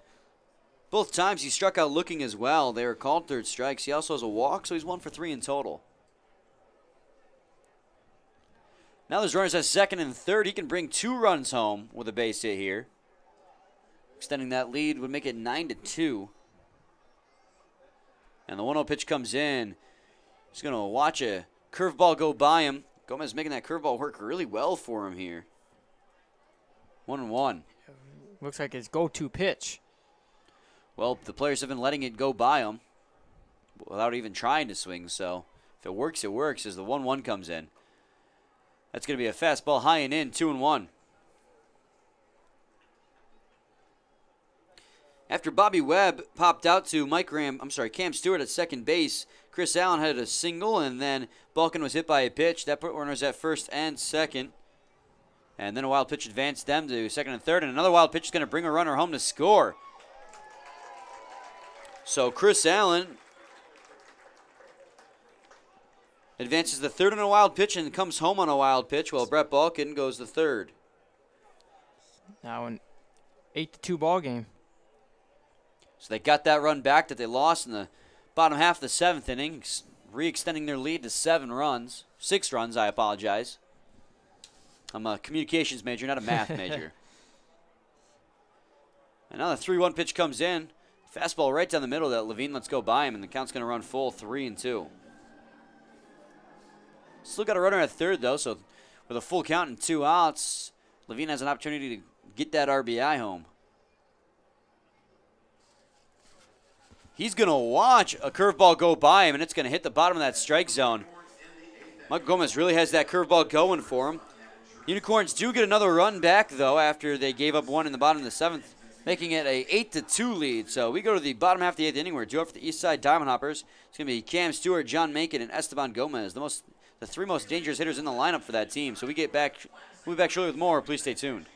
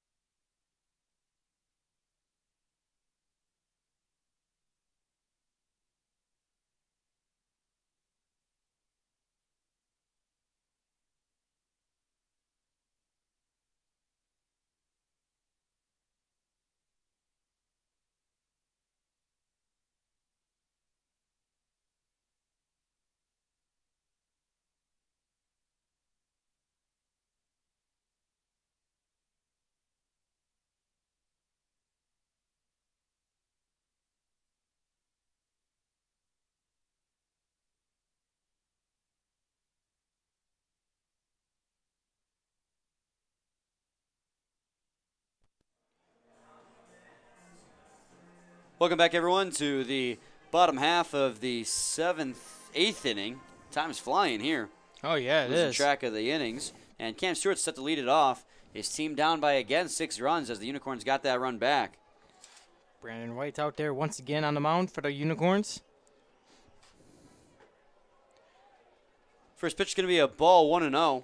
He came in and only gave up a walk, so that's what he does here this inning.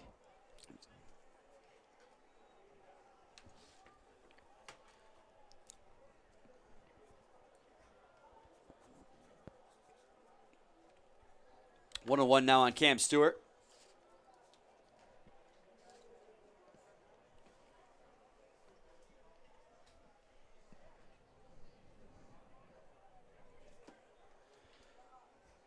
White delivers the 1-1. It's going to be foul tipped by Cam Stewart. It was a 93-mile-an-hour fastball. White's got a pretty good fastball there. Yeah, it's sometimes fool's batters like Cam Stewart did there. Barry getting a piece of it.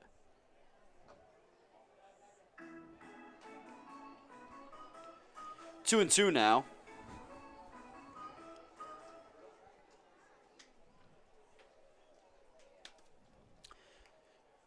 Two is a ground ball towards the third baseman Webb. He has it, and the relay to first is on target and in time. So that'll be the first out here in the bottom half of the 8th inning. So now John Mencken will stand in. This power hitter has been quiet all game long. Hey, he's 0 for 3. Just like Cam Stewart, he's been a little bit quiet as well, who just grounded out there, the third baseman. Yeah, Mencken leads the league right now in home runs, but haven't seen anything out of him today. He's third in the league in average and RBIs coming into today, too. He's going to drive that one high in the air into foul territory. Looks like it's going to hook out of play. 0-1.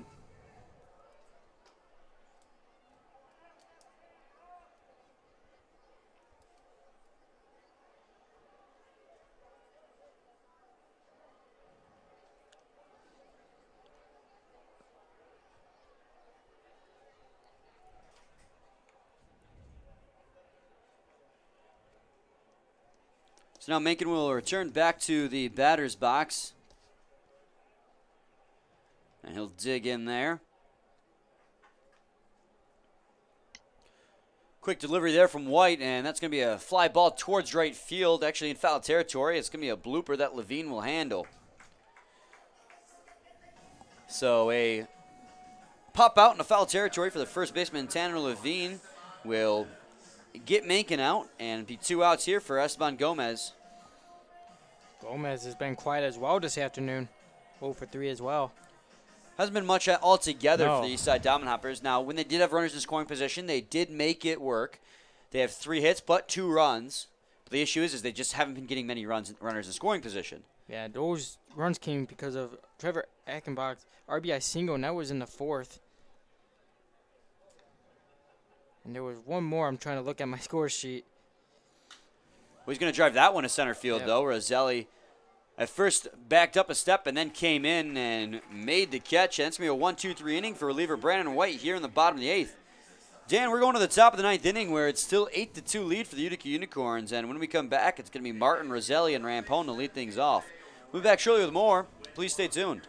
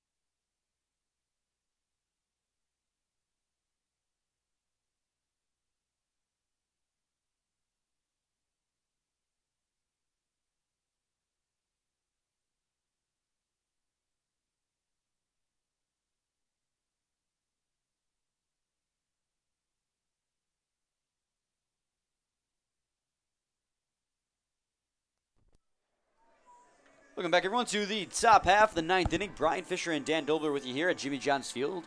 It's a gorgeous Sunday afternoon ball game. Yes, it was. It has been. It's going to be Willie Martin set to lead things off here. We have a new pitcher on the mound for the Hoppers. It is Carl Bryce taking over. Yeah, he takes over for Michael Gomez on the mound.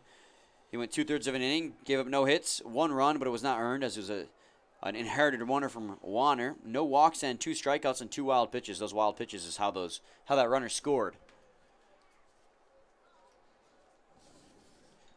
So now Bryce is on the mound. He's going to try and go through this ninth inning here for the Hoppers. It'll be a ball high 1-0. Carl Bryce in 21 innings pitched has 3 wins, 2 losses of the season. He's given up 17 hits, 21 walks. He's given up 8 runs, 6 in which were earned. He has 22 strikeouts and has an ERA of 2.53.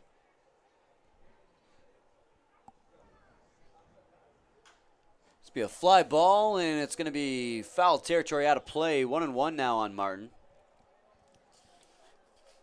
Martin does have a hit in today's ballgame. That came back in the 7th inning. He proceeded to steal second base as well. Other than that, he struck out, grounded out to the second baseman Stewart, and drew a walk. So he's 1 for 3. Looking to make it 2 for 4 as he takes a ball outside, 2-1.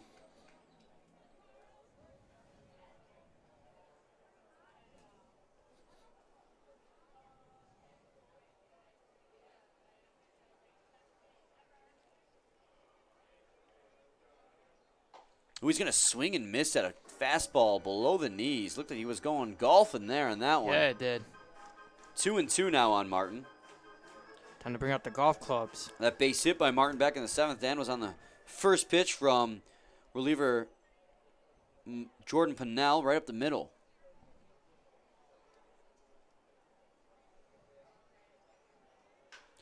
Just ground that one over to the shortstop Castro, and the relay to first is going to be on the target and in time. That's going to be the first out here in the top of the 9th.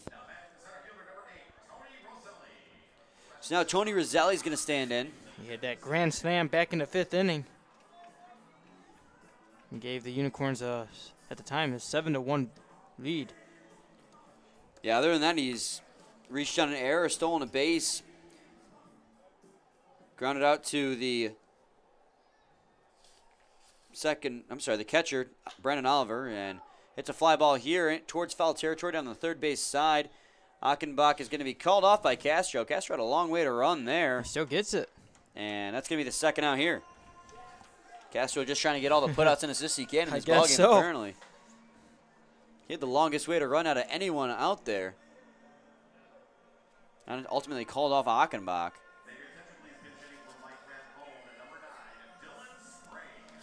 So Sprague is going to pinch hit here for Mike Rampone. Dylan Sprague, this season's hitting .231, has 12 hits, a home run, and 11 RBIs. That's going to be a first pitch strike, fastball down the middle, 0-1. Carl Bryce trying to have a 1-2-3 inning here in the top of the 9th to set up for the Eastside Diamond Hoppers' last chance. One's going to be a fly ball towards center field. Maroney come charging in. Underneath it and makes the catch, and it will be a 1-2-3 inning. Impressive performance there by Carl Bryce coming out of the pen. We go to the bottom of the 9th inning where it's the last call for the Eastside Diamond Hoppers. It's going to be Mark Kruger, Trevor Achenbach, and Joe Maroney set to lead things off. We'll be back shortly with more. Please stay tuned.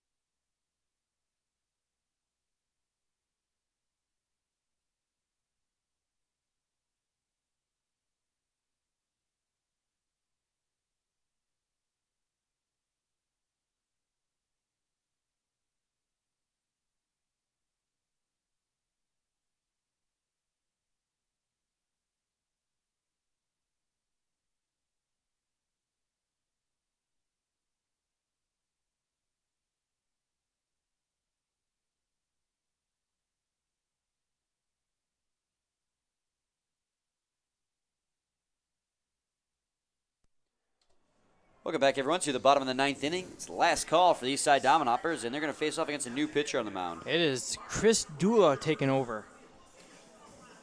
He takes over for Brandon White on the mound. White goes 1 1/3 innings pitched, gives up 1 walk, no strikeouts, no hits, and no earned runs. No runs whatsoever, actually. So pretty solid job by Brandon White. And now it's going to be up to Chris Dula to try and get the last 3 outs of this ball game. His team's up by 6. Dula only has 4 innings pitched this season. He's only given up 1 hit, 4 walks, given up 1 run, which was earned, and has 2 strikeouts, an ERA of 2.25. He's going to throw a first pitch strike right down the middle of the Kruger. Kruger's going to watch it go by. That's going to be another fastball. That's going to be low and inside. 1-1.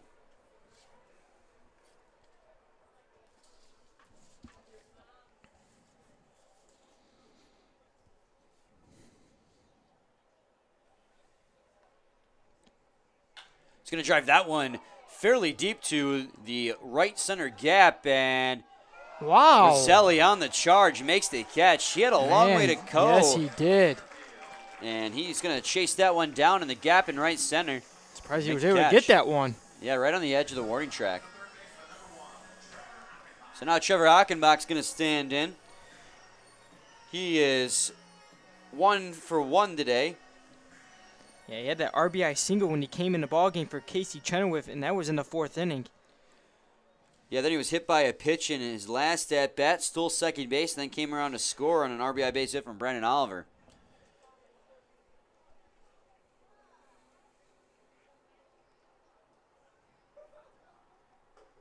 It's going to be a ball inside, 1-0 now. Dula's thrown nothing but fastballs to this point so far.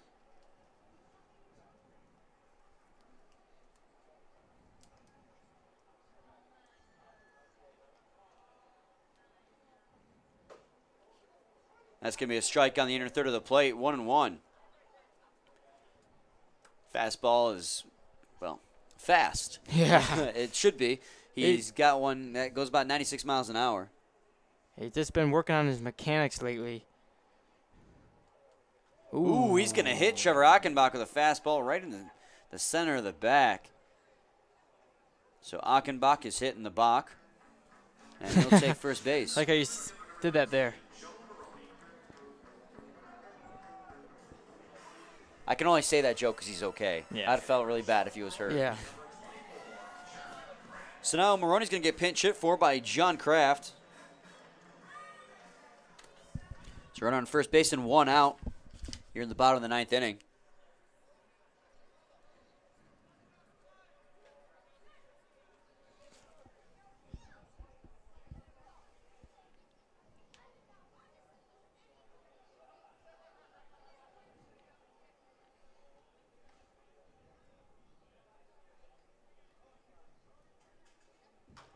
Be a ground ball back to the mound. Dula has it. He's going to make the throw at first. It's his only play, and it's going to be in time. Very close, though. Yeah, Kraft nearly ran that one out, as it was just a slow lob throw from Dula. But it will be the second out here, and Brandon Oliver coming in is going to be the final out, well, assuming he gets out. So runner at second base, and Trevor Achenbach, he advances on the ground out.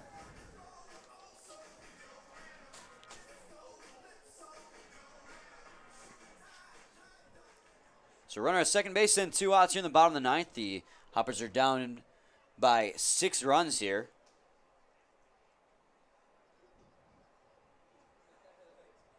It's going to be a ground ball towards the shortstop bulk, and he has it. Relay to first is in time, and that's the ball game. So the Eastside Dominoppers is going to fall to the Utica Unicorns 8-2 here today on this Sunday afternoon ball game, and all thanks to Tony Roselli, his grand slam yeah. and a solid start from Johnny Murray on the mound.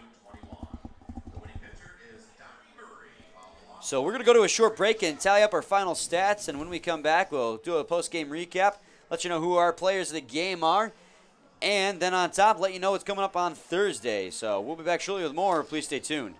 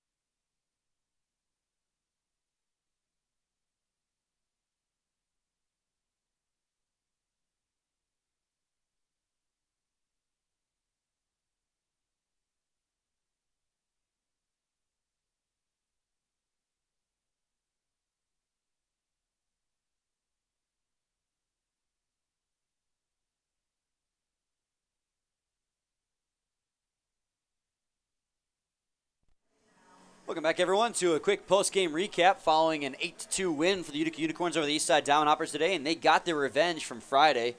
No 12-run inning for the Diamond Hoppers in today's ball game, Dan. Oh, no. You know, it was – I don't know what's going on with their hitting. It wasn't there today because Donnie Murray was just amazing. He was dominant. Yeah. And we had some offensive production again from Tony Roselli. I'll go through a quick post-game recap for you here.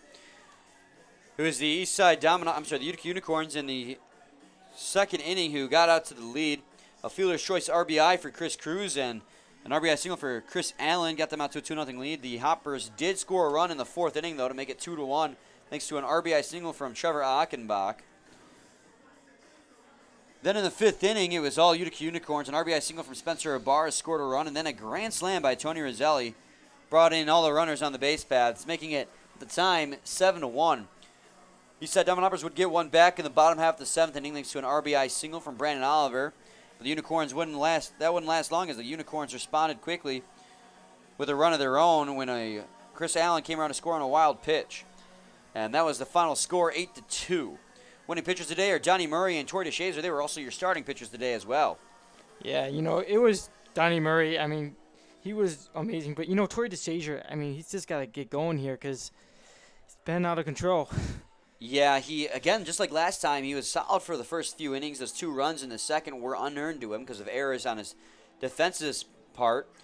But then, like last time, it fell apart in the middle innings, and he gave up 2 walks and a base hit, and that loaded the bases for Tony Roselli, who teed one to left field.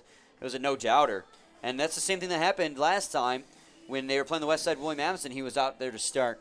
It was Sean Wood who hit a grand slam that time as well after he hit a batter and true walk. So, really, the key for DeShazer, like you said before the game, is he's got a lot less walks now. Yes, he needs to. And he just walks too many batters and allows the meatballs. His final stat line. Yeah, those walks he keeps getting increasing, and you're not going to go further in the ball game with that. No. And so his final stat line was 4 1/3 innings pitched, 5 hits, 7 runs, 5 earned, 4 walks, and 6 strikeouts. I mean, the strikeouts are the silver lining for him. He was able to strike out quite a few batters with frequency. Donnie Murray, on the other hand, had a dominant start on the mound today. Yeah, he did, and he had his stuff working all game long. He had his curveball, his slider, his fastball was really working. He only hit 3. I'm sorry, let me restart. Only had 3 hits on him all day long. Gave up 2 runs, 2 earned, 2 walks, 2 strikeouts, 1 wild pitch, and 2 hit batters. I got to give the Hoppers credit, though, because while they weren't able to produce a whole lot of offense at the plate, when they did get runners in scoring position, Dan, they were able to bring them around to score. Yes, they were. And so, obviously, they're going to have the close games during the week, but they just need to work on getting guys on and making sure to bring them home. You would think that wouldn't be a problem with Cam Stewart and Sean Mankin, but they struggled this afternoon. Yeah, the Unicorns pitching staff was able to keep them quiet. Yeah. They were 0 for 3 for Stewart with a walk and 0 for 4 for Mankin. Yeah, those are 2 top hitters in this league right now, and when you're a pitcher on the mound and you're able to get those guys, that's huge. Yeah. Relief pitching-wise, the Unicorns were solid. Neither of the relief pitchers gave up a single hit. White and Dula both went an inning each. Gave up no hits between the two, 1 walk and no strikeouts. They just came out and they did their job, and they did it well. Yes, they did. And you know what? That bullpen of the Utica Unicorns is just amazing right now. Yeah, it's doing a really good job. It's been really working. You know, the Hoppers, every single time we see them, or when I shouldn't really say this, but when Troy DeShazer on the mound, he needs to go further because that really hurts your bullpen, you know? Yeah, it exhausts them and especially future games. Michael Gomez, we've seen a lot of times this season, and so is Jordan Pinnell. Their arm's going to start getting tired and coming in here. Yeah, it's been rough. So that's for sure. Hopefully the Hoppers can pick it up, and the playoffs are right around the corner. Anyway, Dan, who are you going to go with for your player of the game? I got to go with Tony Roselli with that home run, of course, with the 4 RBIs. Yeah, he went 1 for 5 today with that grand slam. He stole a base as well when he reached on an error.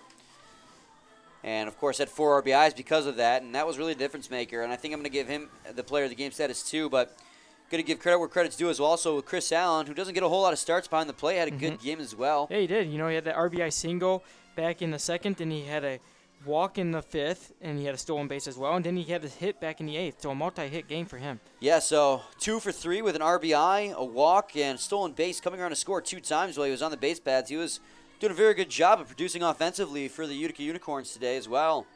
So, anyway, Dan, who's your pitcher of the game? I'm going to go with Donnie Murray.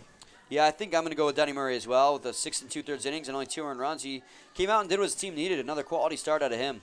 Yeah, I mean, I don't know. Well, of course, we had that dominant pitching performance from Randy Wynn last night and Donnie Murray this afternoon. I mean, it was good. Good stuff. So that's going to do it here at Jimmy John's Field. But before we go, Dan, what's on the menu for Thursday's game? All right, we have German Heritage Night here at the ballpark. And it's 7:05 game start. And it's between the Eastside Diamond Hoppers and the Birmingham Bloomfield Beavers. It's going to be an exciting game that neither of us will be on the call for. No, we won't.